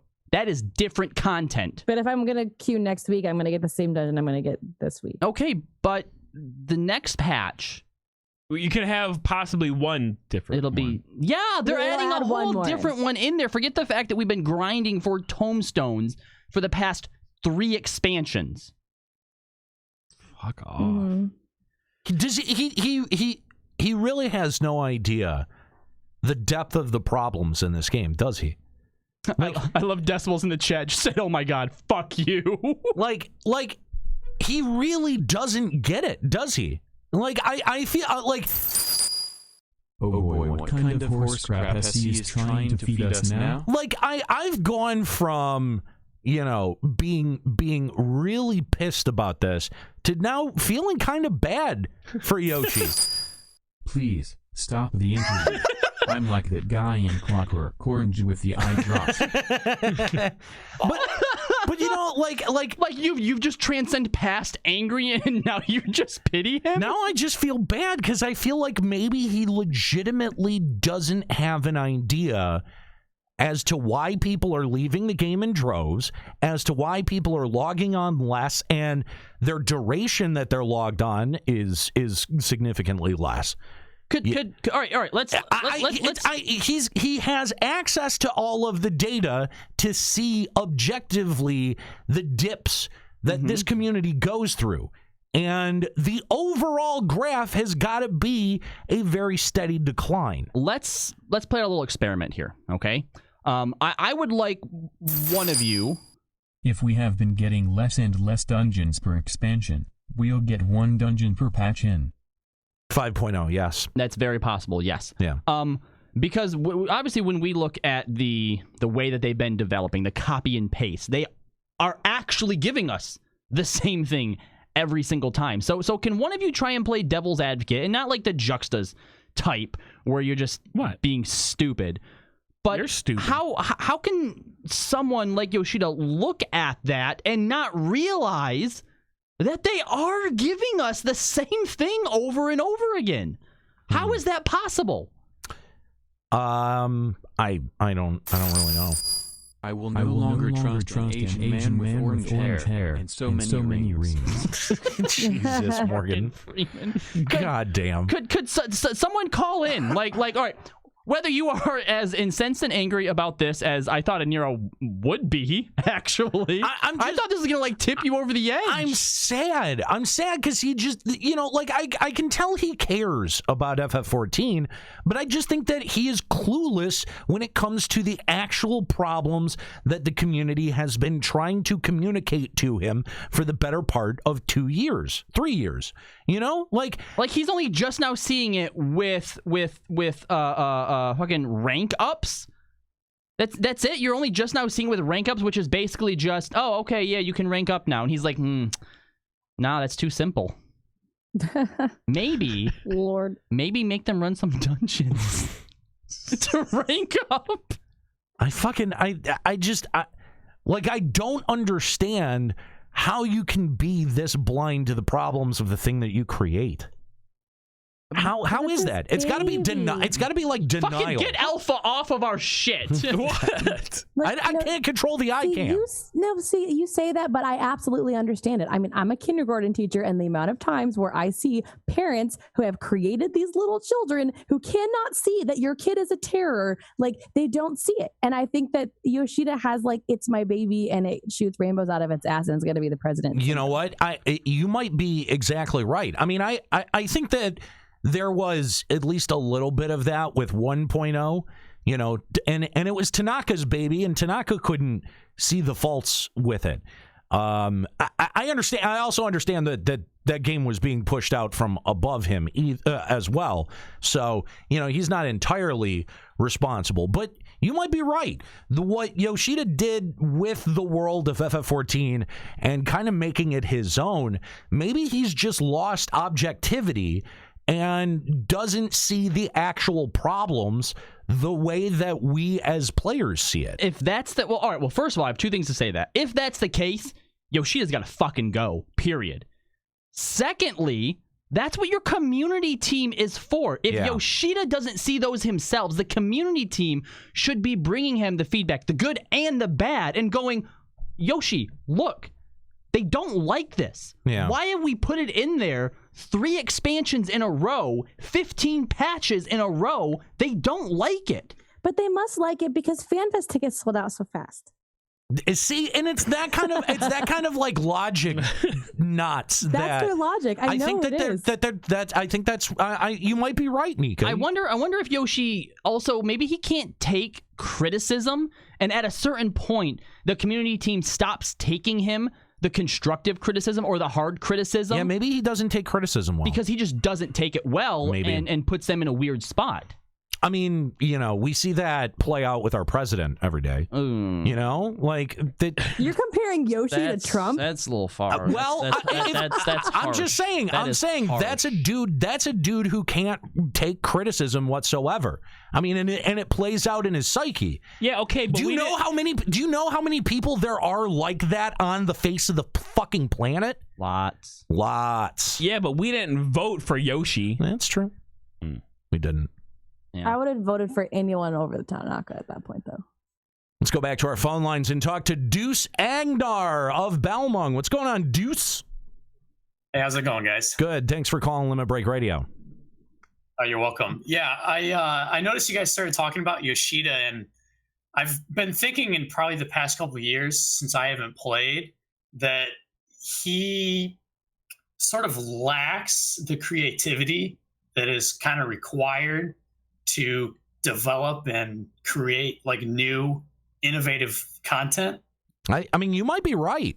You may very well be right. Everything that he's created so far has been fairly rigid, and I mean that's fair. That's pretty problematic. When it comes to developing new content and making sure that players are entertained. Yeah, I mean, if you think about it, the only reason that we ate up 2.0's content, as being so amazing was because it wasn't 1.0. We obviously love the story, sure, but the content hasn't changed at all. So he needs to go. I mean, maybe he does. Maybe it's time to get some fresh blood in there. Or, I mean, at least take one of the 2 roles that he has away. So that there's someone at like equal footing as him that has equal input into ideas, and they could bounce them off of each other and push back against each other. Wait. So it's not just him. And I've been saying this for like 3 weeks I agree now. with him. He needs to just give up Tanaka one. couldn't Like, do it by himself. I don't think he needs to get rid of like Yoshida can't do it by himself. Yeah, Maybe I think they balance it. They're the yin and the yang. Tanaka made too hard of a game. Yoshi makes too easy of a game. Put them together. I just feel like I think it would be probably disastrous if Yoshi just left cold turkey. But I feel like giving up one of the roles and then they kind of have a shared position of power, I think would be very beneficial for this game. I think the other person would have to actually have say over Yoshi. Otherwise, he might inhibit the other person from even helping. Like, honestly, I do think that you're right, that there needs to be someone who can challenge Yoshida and challenge his assertions of what he thinks is the best path forward. Because I don't think and it's become especially obvious throughout Stormblood that I don't think he has that objectivity about his own product. It was sort of like they worked themselves into a pattern. They're like, well, this pattern works, and then just continued forward with it and have been afraid to deviate from that. Because what happens when they do? They get Diadem or they get Pagos, and the player base complains about it. And every time that happens, every time they put out a piece of content like that, where everyone's just going, okay, this is the same thing, and the new thing that we got was dog shit, it drives people away from this game in droves. The biggest loss, I swear to you, the biggest loss of players that we had were around Diadem and around the 4.0 release. I agree with that. I think once players saw in 4.0 that, oh, this is just the same, this is the exact same stuff and even just less of it, there were, the population of this game has never really quite recovered into the 3.0 range where it was during Heavensward. One of the other things to keep in mind, too, is the fact that he heads up all of, Business Division 5 or whatever. He mentions that even 11 is under his purview. I actually have to wonder how much hands-on or even eyes-on for 14 he actually has, or if there's just people reporting to him. Well, he says that 11 has its own team and producer. He mentions that and says that they have these plans. So I think he just kind of oversees and says, okay, keep it up. It's too much. See, but that, I think, is the problem, is that I think he probably works in a similar way to 14, right? People bring him these ideas that on paper or when you're discussing them, he's like, yeah, all right, that sounds great. They're going to love this. Go for it, right? But then once it's already out, what do you really do? Well, if I could add to this, I actually personally quit myself at 3.1 around the time you're talking about when Diadem and all this stuff in Heavensward came out. And a lot of that had to do with, I sort of had an inkling as to where the game was going and sort of where it is now, where they kind of just continue to rehash a lot of the same content over and over again. And as I said before, I think a lot of that has to just do with the fact that Yoshida's kind of put himself into a rut where I think he sort of views what the players want and limits the development team as to what sort of content they can create. And I've noticed they've kind of started to experiment a little bit with maybe like some Final Fantasy XI content.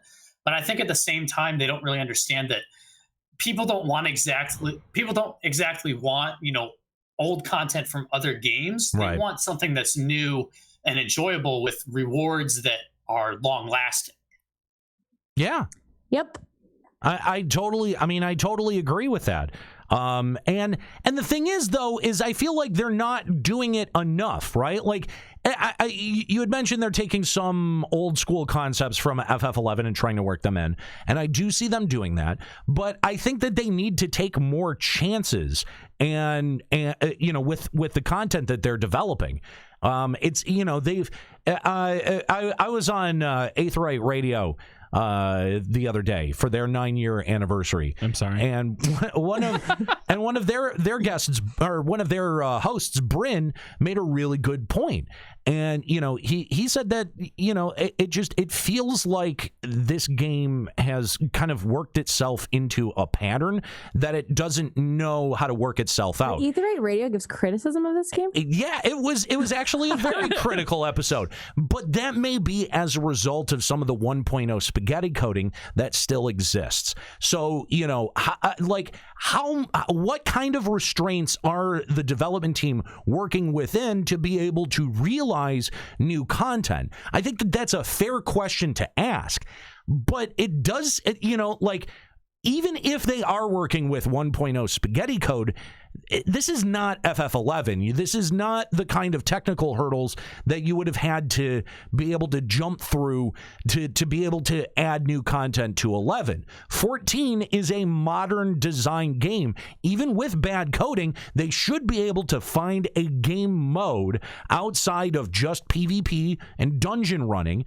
that is satisfactory to their fucking audience. And what do they have to do to get that done? Do they have to disconnect the main the main zones, the overworld of Eorzea from the leveling process? Do they need to, expedite the leveling process? Do they need to cap it? What do they need to do to actually be able to make a satisfactory progression system in this game? Because once you hit cap, it becomes an instant treadmill of the same shit that you've been doing at cap since 2.0. And that to me is inexcusable for an MMO that still charges you a fucking subscription. That's fine for a free-to-play MMO. It's not acceptable for something that requires you to pay $12 to get in the fucking door. But, not just $12, by the way, but you've got to buy the fucking base copy of the game. But if you don't want to, you could just stop paying. No, if you stop paying, then... Well, I mean, I certainly did that. And then just come back when they have something you want to play. Well, now that they got rid of the legacy rewards, that seems like what I'll probably end up doing. Yeah. That's what I do. It's frustrating, though. That's not what I want from an MMO.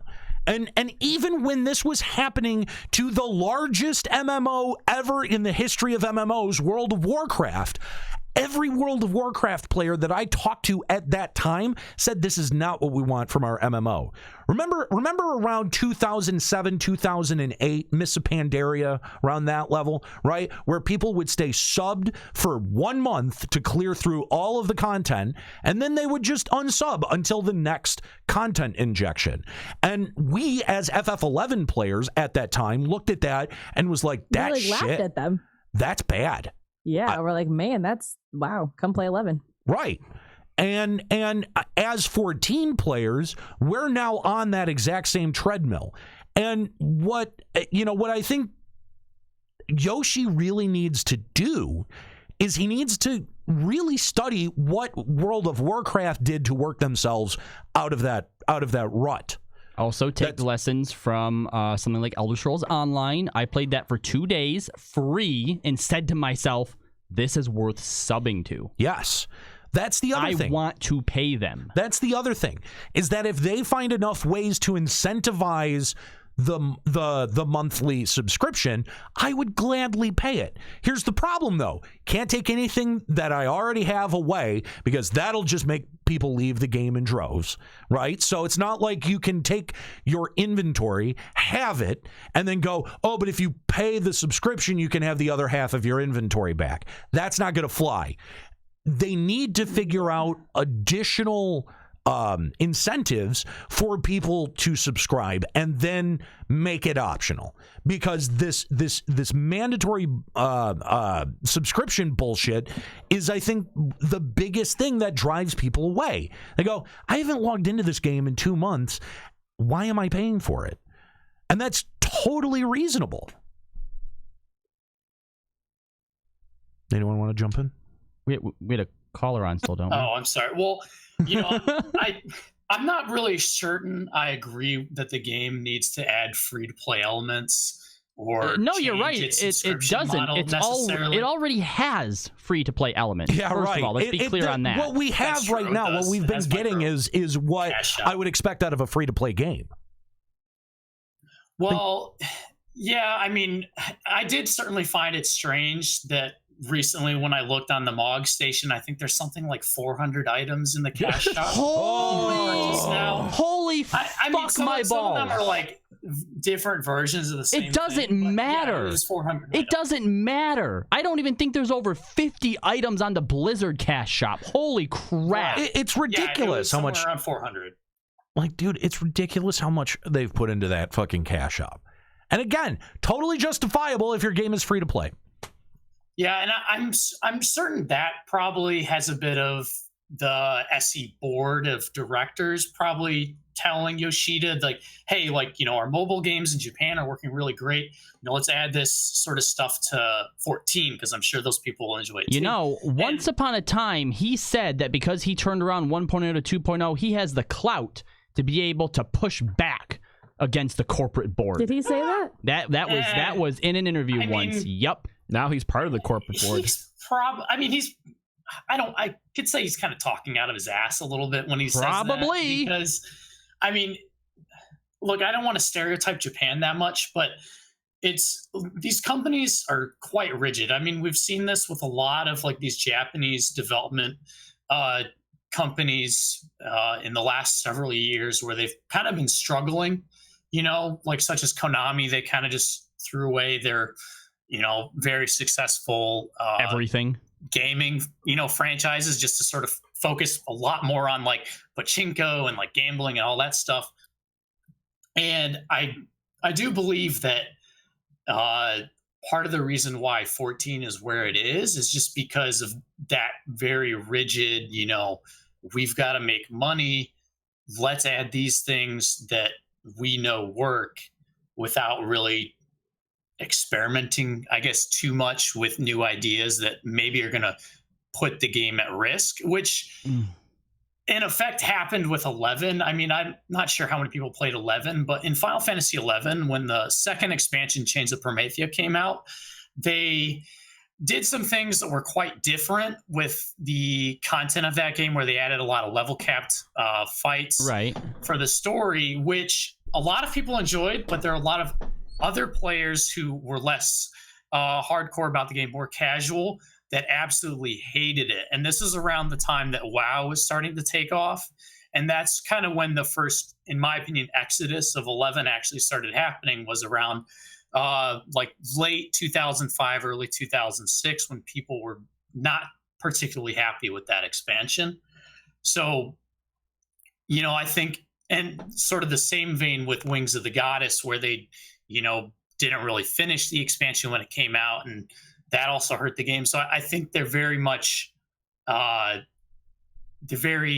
careful about what they do. Yeah, so, but a couple of things is that, you know, yeah, I do remember some of the backlash against COP. I know specifically some of that backlash was around the fact that they had level capped so many portions of that expansion, and the reason that they had level capped it is because FF11 was just coming out in North America for COP, right? Like when it came out at Zealer. It came out. No, you're right. You're right. October 2003 on PC. No, you're right. You're right. But again, the amount of time that you had to dedicate to get to job to 75. Oh, years. You know what I mean? Like it took so much time that a great deal of the player base that had joined up at Zillard was not high enough level to even start COP. It was interesting because it was a concession. Because that person on the forum complaining about mandatory difficult content, like we had to do that battle content in COP, but because not everyone was there, their solution was to level sync it to allow new players who were level 30 to still do all the hard end game content, which is an interesting way to go about it. And it was hard, but I thought it got people working together. And I can understand the backlash, but I remember what the backlash was specifically around. It was around the Ranger nerf. That was the thing that actually drove people away, was that big Ranger nerf that happened going into COP. So that's the first thing. And you know what? If you're one of the people that left at the Ranger nerf, sorry, I don't have any sympathy for you. That was the really bad reason to leave an MMO.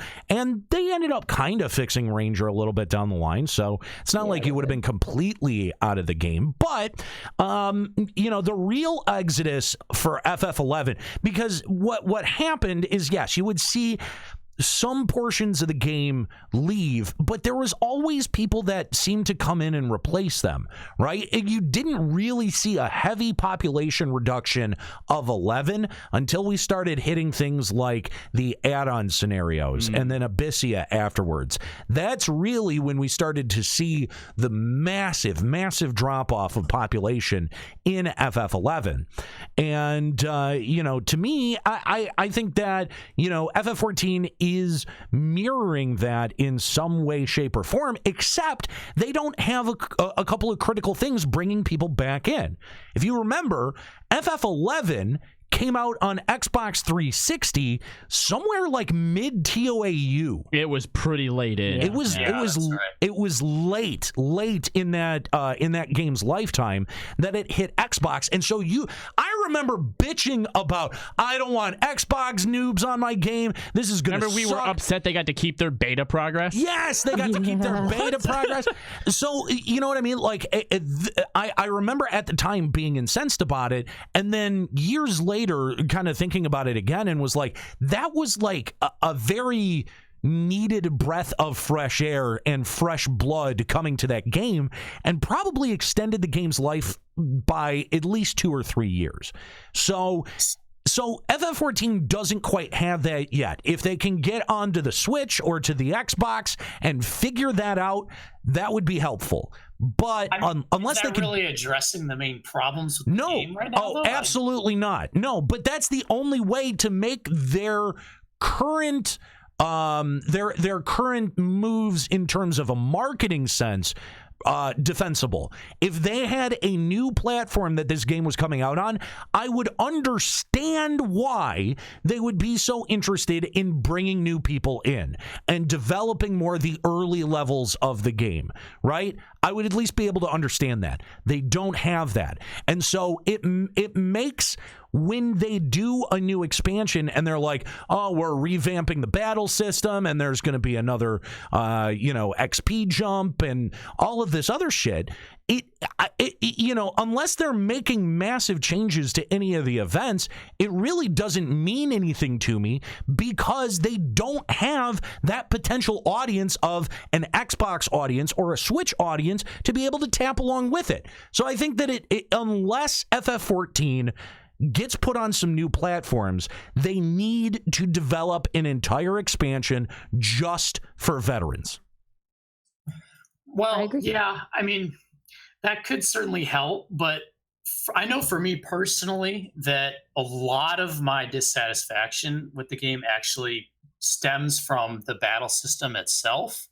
And if I had to put my complaints very simply and just crudely, is that the battle system is very, it's just simple. It's not, there isn't very much to it. I mean, you basically press, 1, 2, 3, maybe you hit your, 5-minute ability or 3-minute ability every so often, and then you're dodging mechanics. But I think what's missing a lot about the game is, like CCs. You don't really see like crowd control in this game very much. Right. You don't like see things like sleep, stun.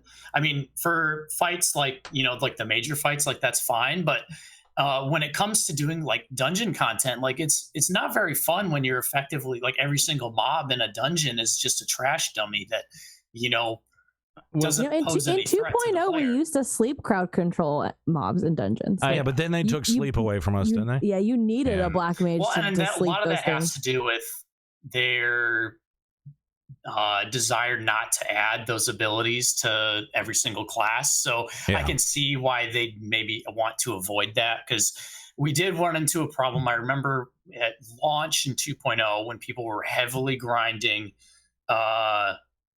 the original content like Amdapor Keep and Wanderer's Palace. Yeah. Yeah, I remember it was like you'd get like a tank, a healer, and then like a bard, and I think it was Dragoon. I can't remember exactly which 2 classes, but I do remember it was basically like 2 jobs that were very like DD-wise specific, that if we're gonna like do these speed runs, like we want these 2 jobs and everybody just else. Gonna say, do you remember how cool it was back then when you actually got to a point where you were strong enough to AoE everything down? You felt like you earned that instead of just going in and it being that just every single dungeon, no matter what. When I was streaming Mythic Dungeon, I had somebody from LBR, who played a lot of FF14, comes in and was absolutely blown away by the fact that we were having trouble and like needing to strategize around a trash pull.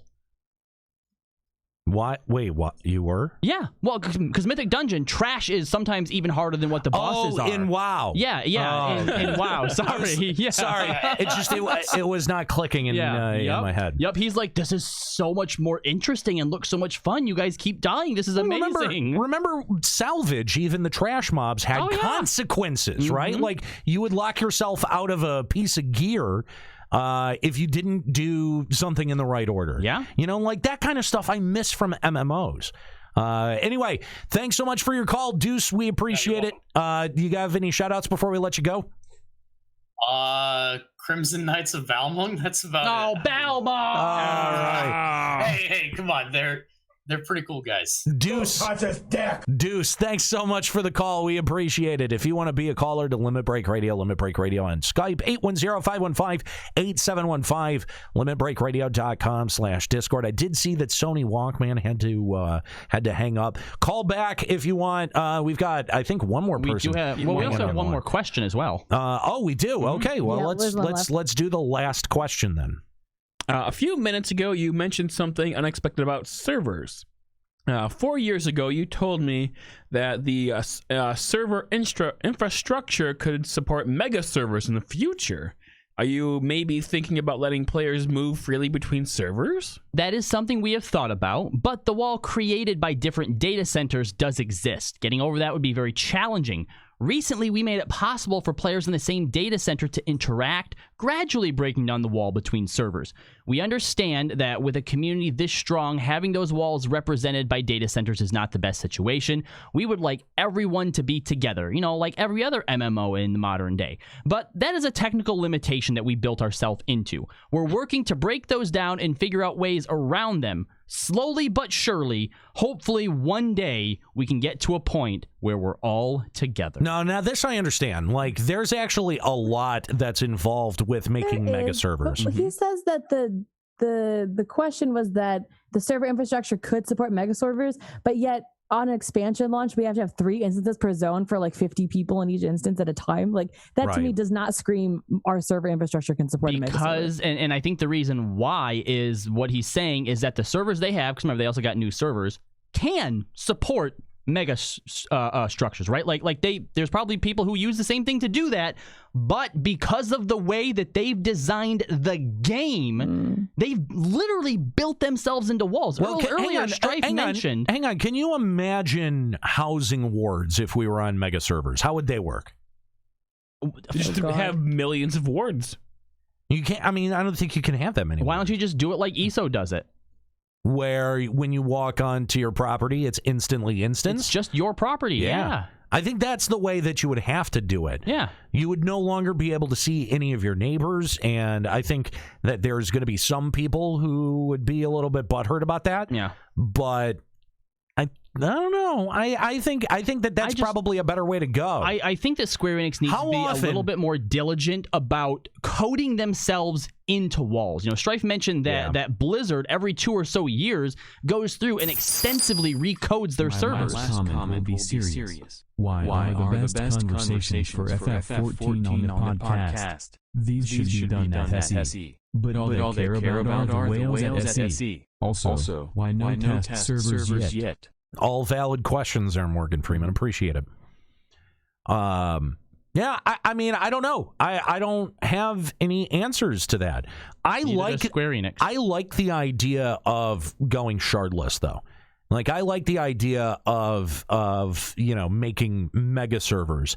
Because you're right. Like, I mean, when I play Elder Scrolls Online, it's really helpful to never, like, the only thing that you have to ask is, like, are you on PS2 or Xbox? Because then I can't play with you. Not to mention, that would also help to solve this issue of places feeling like they're dead, right? Yes. Because as dead as they look to us, if you were to calculate all the people across all servers in any zone from 2.0 or whatnot, there's enough people, right? And I know this because playing WoW, which is shardless, and going back and doing world bosses from Mists of Pandaria or even further back, there are other people doing it. There's like 20, 30 people standing around with you because the shardless now puts you all in the same area, so it doesn't feel dead. I like that. I mean, it makes sense. I would like to see this out of FF14, but I also understand what they're saying where they've kind of coded themselves into... Oh, that doesn't surprise me at all. Into a corner. No, it doesn't. I mean, no. Am I surprised by that? Absolutely fucking not. But it is... I mean, I do think it's unfortunate. Like, ultimately, I think that that's the direction that they should go. And I understand that that's going to be a lot of hard and tedious work, but I think that it's better than having to merge servers. Right? Oh, absolutely. Like, merging servers is always a negative thing. Because I mean, I don't know how they would continue to justify we've got 14 million players, but we have to condense servers. But when you talk about going shardless, even though it's essentially doing the same thing as merging servers, it just sounds like you're upgrading something. Because you're going to mega servers, and that sounds impressive. In Square-Enix. Just really what it does is it hides your population loss, which is smart. I mean, that's what you need for an MMO. Let's go back to our phone lines and talk to Doris Ginevanian from Kujata. What's going on, Doris? Hello, how are you? Hey, very good. Thanks for giving Limit Break Radio a call. Yeah, so I'm actually quite enjoying the this new patch for the most part. Oh, what are you liking out of it? I actually quite enjoyed the MSQ, and last night I did some Lost Canals of Uznia. I have heard really good things about that. I haven't done that yet. Like I've heard that is actually legitimately fun. It is a lot of fun, especially when you're doing it with friends. But I also want to talk about like some of the raiding that perhaps World of Warcraft does. Sure. Because yeah, I have a friend who is World of Warcraft, and they said something about it, that like the new raid being different, being different depending on if you're playing on Horde or Alliance. You're talking about the one that's coming out in patch 4 or in 8.1, whatever one we're on for that, in the next patch, basically. Yeah. And Yoshi should be taking cues from all this shit, because doesn't he go to BlizzCon himself? Yeah, he does. Yeah. And so he's in the middle of fucking BlizzCon. He might as well have his fucking pants down, looking like a fucking idiot. Well, and what do we get? We get 4 fucking circle arenas. Yeah. So trash. So for those wondering like what he's talking about, it's the Siege of Zul'Zadar, and basically Horde start from one side of this raid and work their way through, eventually fighting Jaina, one of the Alliance faction leaders, on the other side, and the Alliance fight through it in the opposite direction, eventually fighting one of the Horde leaders on the other side. That sounds neat. Yeah. Are they going to have the same bosses and shit, or? I think that they do, yes. Which I'm curious how that's going to work difficulty-wise, because usually, you have like a scaling difficulty that get harder and harder and harder as you go through them. I'm sure. Who's the Alliance fight? Jaina. The Alliance fights Jaina? Oh, sorry. No, the Alliance, I'm not sure. He says 6 bosses are the same, 3 are unique. So the last 3 that you fight will be unique to your faction. Oh. Yeah. Mm-hmm. That's kind of neat. Yeah. But no, we just get 4 circle rooms and 4 bosses turning into, little boys and girls at the end, which Anero's super, super hyped about. Shut up. But I mean, like, ESO, and I may be incorrect about this because I've never actually done this event. ESO's got a raid that is also a PvP zone. So each faction starts from a different portion of the raid, and you could end up running into... Is this the one that you showed me? Or No. That's just the PvP zone that has, like, quests and stuff in it. You run into people in the raid itself? Yeah. Okay, now, because the way that you had described the new WoW raid made me think of this instantly. Is, imagine if the Alliance is working from one side, the Horde's working from the other side, but at some point you guys end up meeting up and you gotta fight each other. You know what I mean? Like, how interesting is that? What's the like outcome Dark of that? Souls Like, had a boss like that. like if you lose, like how does that? I have no idea. I've not done this event yet. I really want to do it though. Interesting. Yeah. It's called the Sewers, the Imperial City Sewers. Yeah. Oh, Strife also wants me to point out that we're also getting a second raid next patch as well with 2 bosses in it, which is a little bit more akin to what you'd probably be used to, Nika.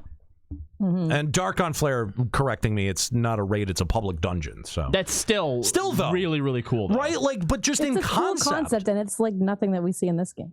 Right, exactly. Like, it could FF14 do something that cool? I mean, technically maybe, but I mean, do they have the creativity to try to think through something like that? I've not seen any evidence of that. Final Fantasy 14 players. Go ahead. Sorry, we're meant to be getting a public in the 4th Eureka Zone. You think so? Are we getting a 4th Eureka Zone, or are we only getting 3? No, we definitely are. We're getting 4. 1 in 4.4 and 1 in 4.5. Okay. I've also heard that the next Eureka Zone is going to contain armor again. Yeah, that's correct. What's it going to be? Item level 370? That's not going to help Nika catch up to me.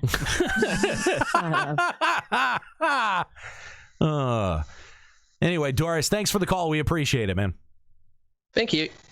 If you want to give us a call, Limit Break Radio on Skype, 810-515-8715, limitbreakradio.com/Discord. If Sony Walkman or Discman or whatever wants to call back, you've got open phone lines to do so. Again, Limit Break Radio on Skype, 810-515-8715, limitbreakradio.com/Discord. Can I just say really quick about that? Because I feel like this is something else that always comes back to bite Yoshi P in the ass when he's like, oh yeah, we're looking at other MMOs, and taking what works for them and implementing them. Or when he goes to BlizzCon. Where? Hold on. That first of all, that quote was way, way, way back in 2.0. He said, in creating what we have now, they looked at what worked in Eastern MMOs and what worked in Western MMOs and took the best of both. That is something that he said very, very early on, and we could see in a lot of it. Fates, for example, were taken right out of Guild Wars 2. Okay? Sure, yeah. Anyway, so he goes to stuff like BlizzCon, and we feel like that should be something that helps. Like, he should be able to look at these other games, see what works, and use them to make the game better. Maybe don't just crib off WoW. Maybe don't just crib off WoW. But they're not even taking anything from WoW. I agree. They're not taking the best things from WoW, but it seems like they have all of the same baggage that WoW had circa 2008. And in fact, someone earlier in one of our calls, had also brought this up, mentioning how Yoshi, he thinks that Yoshi is maybe afraid of change. And I feel like if you're paying attention to other games, WoW specifically, you see that drastic change can work to your advantage. Yeah. That's what Legion was. It was such a drastic change from Warlords of Draenor, and it worked out great. And when you changed from 1.0 to 2.0, it worked out great. Why can't you do it again? That's scary. I know, but it works. But it's scary. Well, I think, we had talked. He's been quoted saying he wants to take risks. He said that. Bullshit. He did. He said that before Diadem, and even though it was bad, we're like, okay. He said he was going to take risks, and at least we're holding him to that. At least he's showing us he's taking risks. Right. And he kept saying, like, I want to do this new content. I want to do something that's different. I need, he actually flat out was quoted that he wanted to try new things. Right. And then he stopped.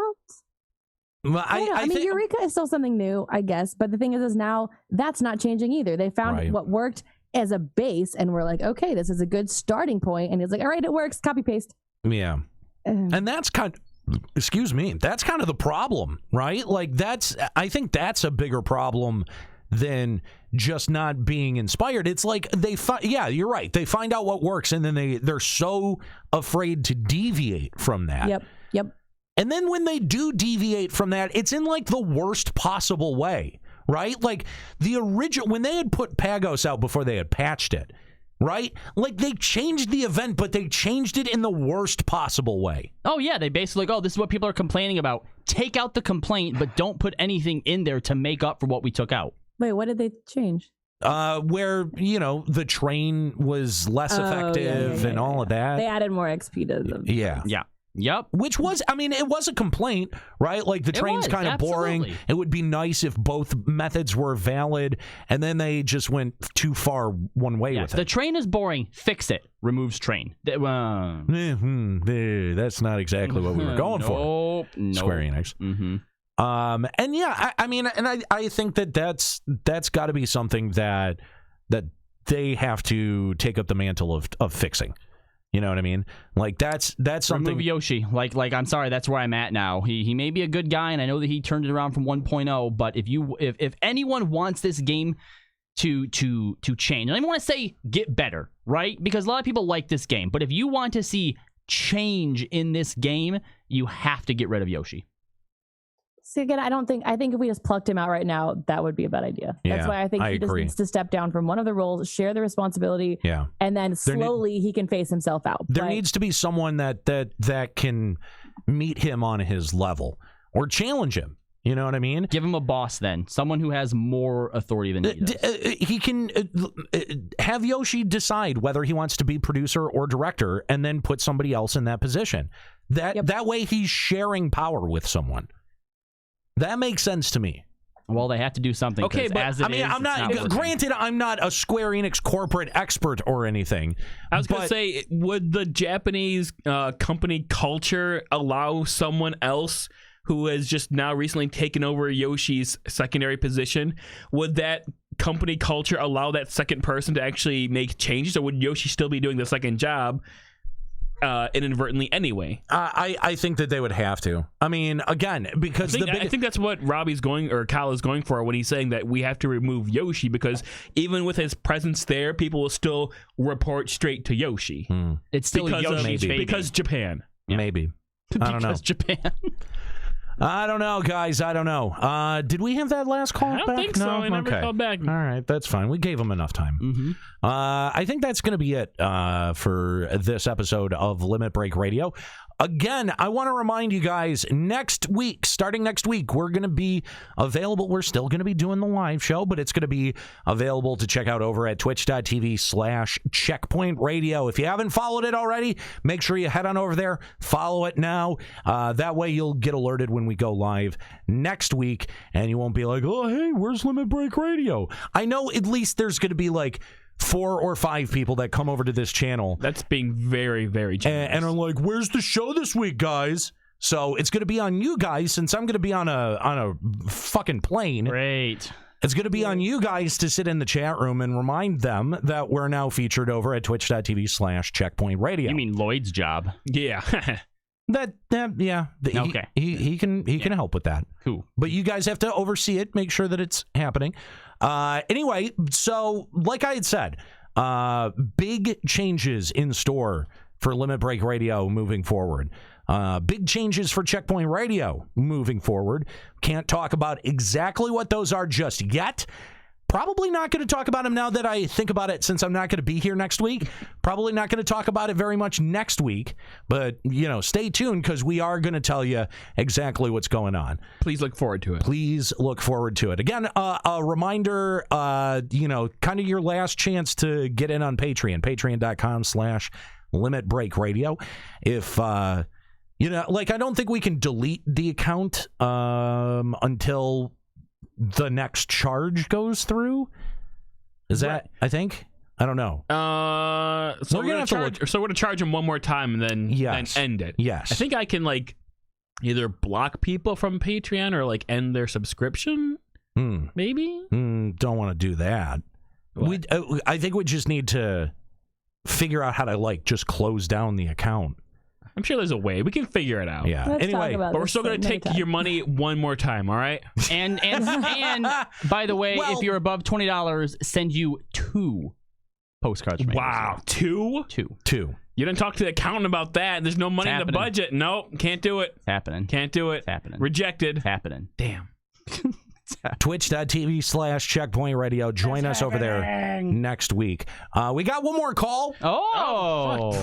I told him no. No. He's not on the line. Want me to get him on the line? Yes. All right, Jesus. Lloyd, you piece of shit. Why would you tell him no? Because we were wrapping up. It doesn't matter if we're wrapping up. You said we were done. Doesn't matter. You said we gave him enough time. Don't reject a fucking phone call. Get him in here. Wrap it up. God. You're terrible at your job. No, Lloyd is. And you said we were done. You guys got to communicate here. You got to be one-on-one. While I was going through my outro spiel, I got another notice that there was a call. So we'll take it. Why would you say no? Because you already said we were done. No, you let me make that decision. This is a fluid show. And he can unmake it. That's right. You did make the decision. Thank you, Nika. No, I didn't. Wow, you have Nika on your side, Jux. How does that feel? It would feel a lot better if she had 380 items. Oh my God. Get out of here. So we're trying to get our final caller on the line. Who was it? Was it the Walkman guy? It was Incognito Monk. That sounds new. Yeah. Sounds like a new caller, and you just chased him away. Way to go, Juxta. You were just like, no. You dumb dick. We don't want you. Why would you do that? I'm trying. Why would you do this? If I was Incognito, I'd be like, no, man. No, you didn't want me. Fuck you now. Yeah. I get it. I understand. Yeah, I'm with you, Incognito. Jux is a dick. Wow. Unbelievable. Unbelievable. Lloyd, are you here? To the beat. No. No. Well, you fucked it up. Yeah, done fucked up, buddy. You fucked it up. Good job. I'm blaming that on Lloyd. No, I'm blaming that on you. Mm-hmm. Lloyd had the call ready, and you dumped him for some reason. Because you told me no more calls. I did not. You said we are done. We gave him enough time. I said we're That's why I said stop no. it. Stop You it. said no more calls. We gave him enough time. All right, it's time to end the show. You said that. I don't think he said no more calls. I said that about Sony Discman. Yeah, if we have no more calls, we'll end the show. I don't even know where you're getting Sony Discman from. There's no Sony Discman. And then another call came in, so that starts the show back up. There is no Sony Discman. He mentioned it in chat. What the fuck are you talking about, Lloyd? There's no Sony Discman. Wow. You just fucked up the end of this whole show. Man, what a train wreck. It's a good thing that this wasn't our last episode. Yeah. You yo-sheeped this up good. Wow. Maybe it should be. Way to go. Thanks a lot. Well, we apologize, Incognito Monk, for Juxta's incompetence. We're usually better than this. Yeah. You deserve better than this. We're really sorry. Man. He really fucked us up on this one. He really screwed bad. the pooch. Don't do that. Don't screw the pooch. That is a horrible expression after what we were talking about on the show today. Why do you need to screw all the animal people? Okay, Nika has a good point. Her one good point in the history of the show. A furry. Anyway. Oh, we got him back. Are you sure? He's here. I was about to wrap up. Oh, good. You want to say we're having out more calls again and then say we want more calls again? You know what? We're all done here. We're not even going to take the call no more. No, he's online. He's online right now. He's listening right now. Incognito Monk from Gilgamesh. Welcome to Limit Break Radio. How's it going? Sorry about all that. No, we apologize. No. We apologize. This is Juxta's fault. He fucked that one up, so that's on him. He has to take that to the grave. Yeah. Don't worry about it. What's happening? Oh, nothing much. I was calling regarding to the conversation you guys were having with the one caller earlier about replacing Yoshi P and everything. Yes. I had just a small theory on that, and this is just my opinion. It possibly could be wrong, but I know Yoshi P is like the figurehead of everything. I mean, we all know he has bosses. I think there's a really big possibility that like everything that he's saying in the interviews, I don't think that's him talking. I think that's his suits talking. You think? He might want to do all these. Yeah, I think he wants to do a lot of stuff, but honestly, because of the way, like, especially Japanese companies are, let's take a look at Sega. You know, they're so rigid and like, no, we want to do it this way. This is the only way to do it. We're not going to change, even if we're losing money, Sonic. So I really think that everything that he's saying in the interviews is his suits. Maybe. And it's possibly I think the overworked too. You know what? I think the overworked thing, I think, is definitely 100. A greater possibility than the suits. I think that he may have a set of talking points that he's given, but he's the guy in charge of making the decisions on this game. And unless they put out somebody that supersedes his authority, he's the only person that we can go to figure out what the fuck is going on with this game. And he has to bat for us against the corporate overlords at Square-Enix. Apparently. I'm just saying. Apparently. It still falls to him. Allegedly. Well, yes, yeah. He's the guy that would have to. And allegedly, he's put himself in harm's way to try to keep his vision of this game pure, as in no pay to win. Ha! Remember that? But, I mean, in his defense, there isn't a pay to win yet. So no, there isn't. Time is money, friend. I mean, that's one way to look at it. But most everything that they've put in the cash up has been cosmetic. Yeah. So it's hard. I mean, yes, it's ridiculous. I don't know why. But hashtag praise Juxta. Shut up, Dolvik. No. Agreed. Praise Juxta. No. Juxta has to work with these imbeciles every single week. Uh-huh. Uh-huh. Let's complain about it. Who missed the call? You did. No, you did. You did. No, you did.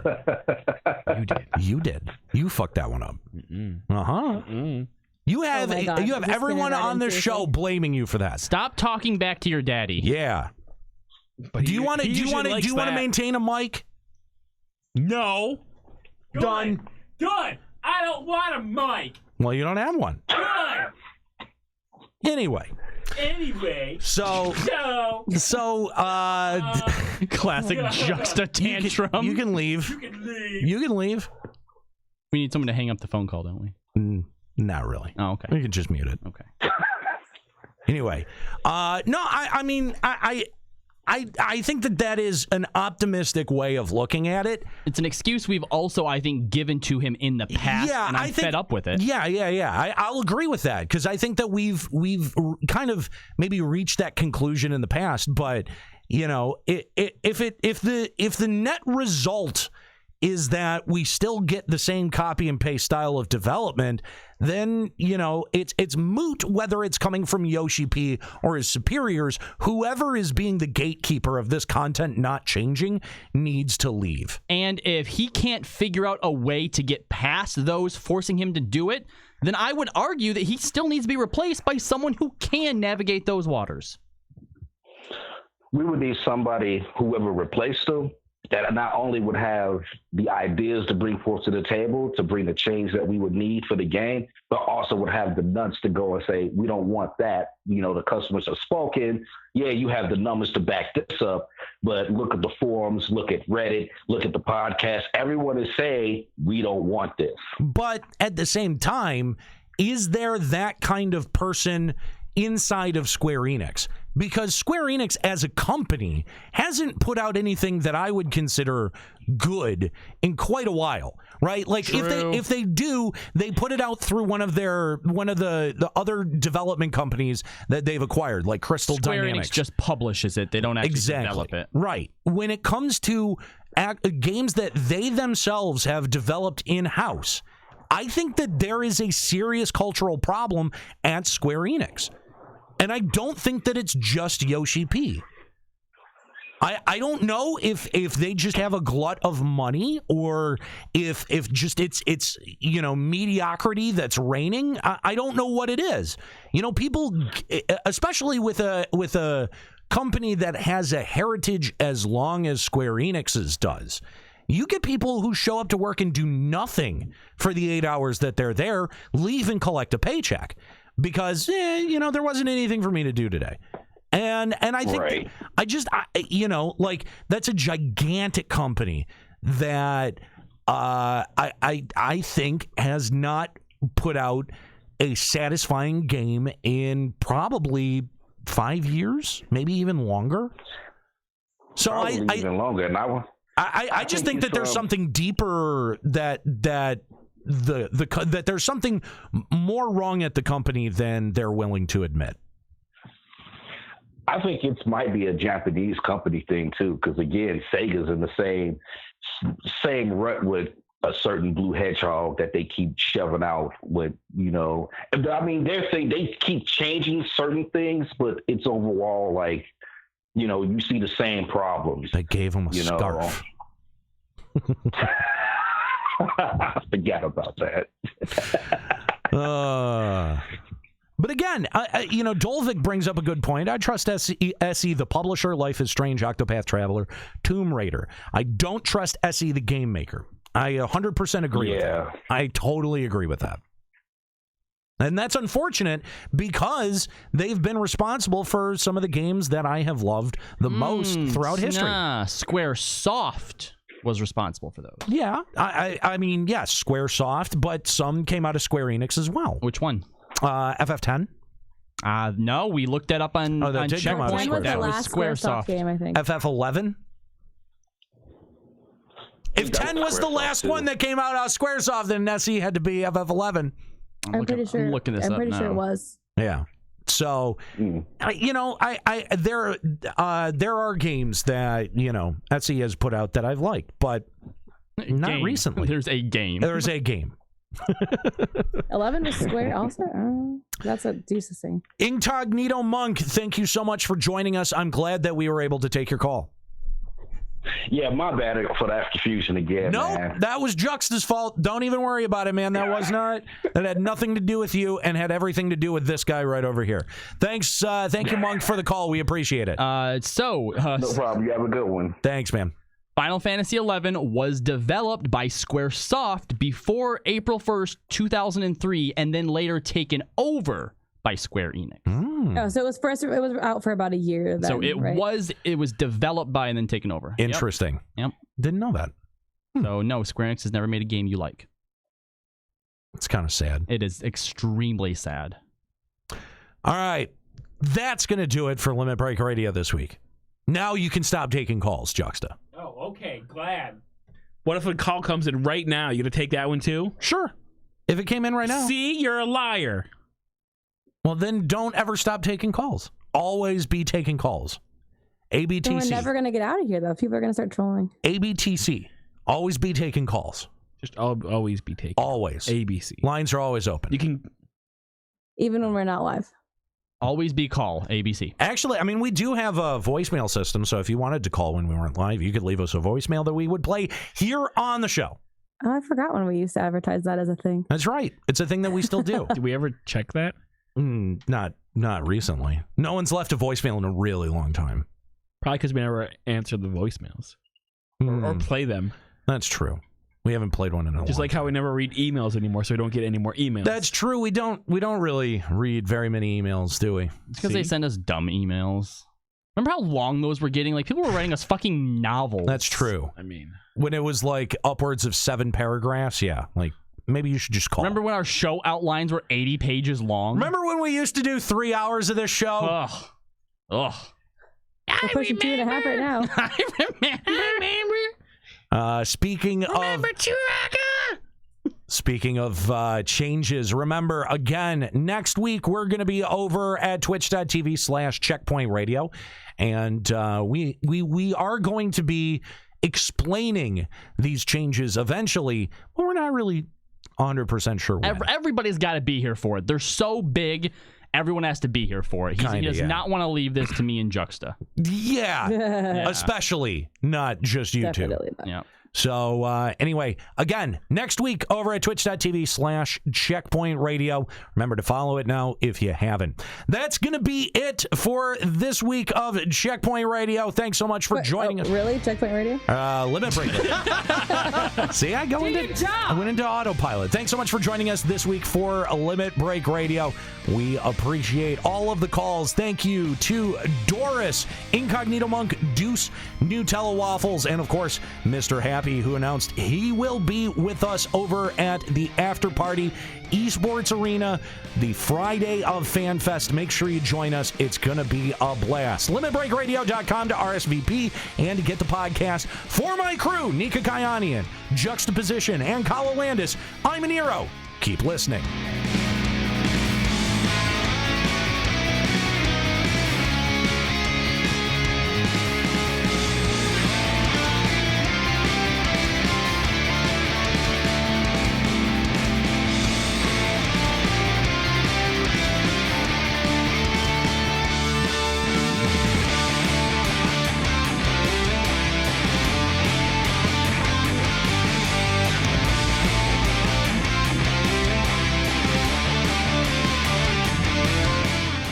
Limit Break Radio is a production of LimitBreakRadio.com and Bender Media Productions. This episode was produced by Kyle Landis, Juxtaposition, and Kooky Persona. Final Fantasy XIV and Eorzea are trademarks of Square-Enix. Funding for Limit Break Radio is provided by Mary Kennett, Nexian Theta, Hirschfirsch, Talen Vieira, and fellow Limit Break Radio listeners. To support Limit Break Radio, visit patreon.com/Limit Break Radio. Opening music in this episode from Daniel Lambie. Listen to Man with the Machine Gun and other great tracks at facebook.com/Daniel Lambie Metal Gamer. Closing music in this episode provided by Husky by the Geek. Listen to this and other great Final Fantasy XIV and video game rock covers and original music at facebook.com/Husky by the Geek. In-game graphics for Limit Break Radio's Twitch stream are provided by Diamond Multimedia. Check out their line of AMD graphics cards and other hardware at diamondmm.com. Limit Break Radio and its hosts are solely responsible for its content.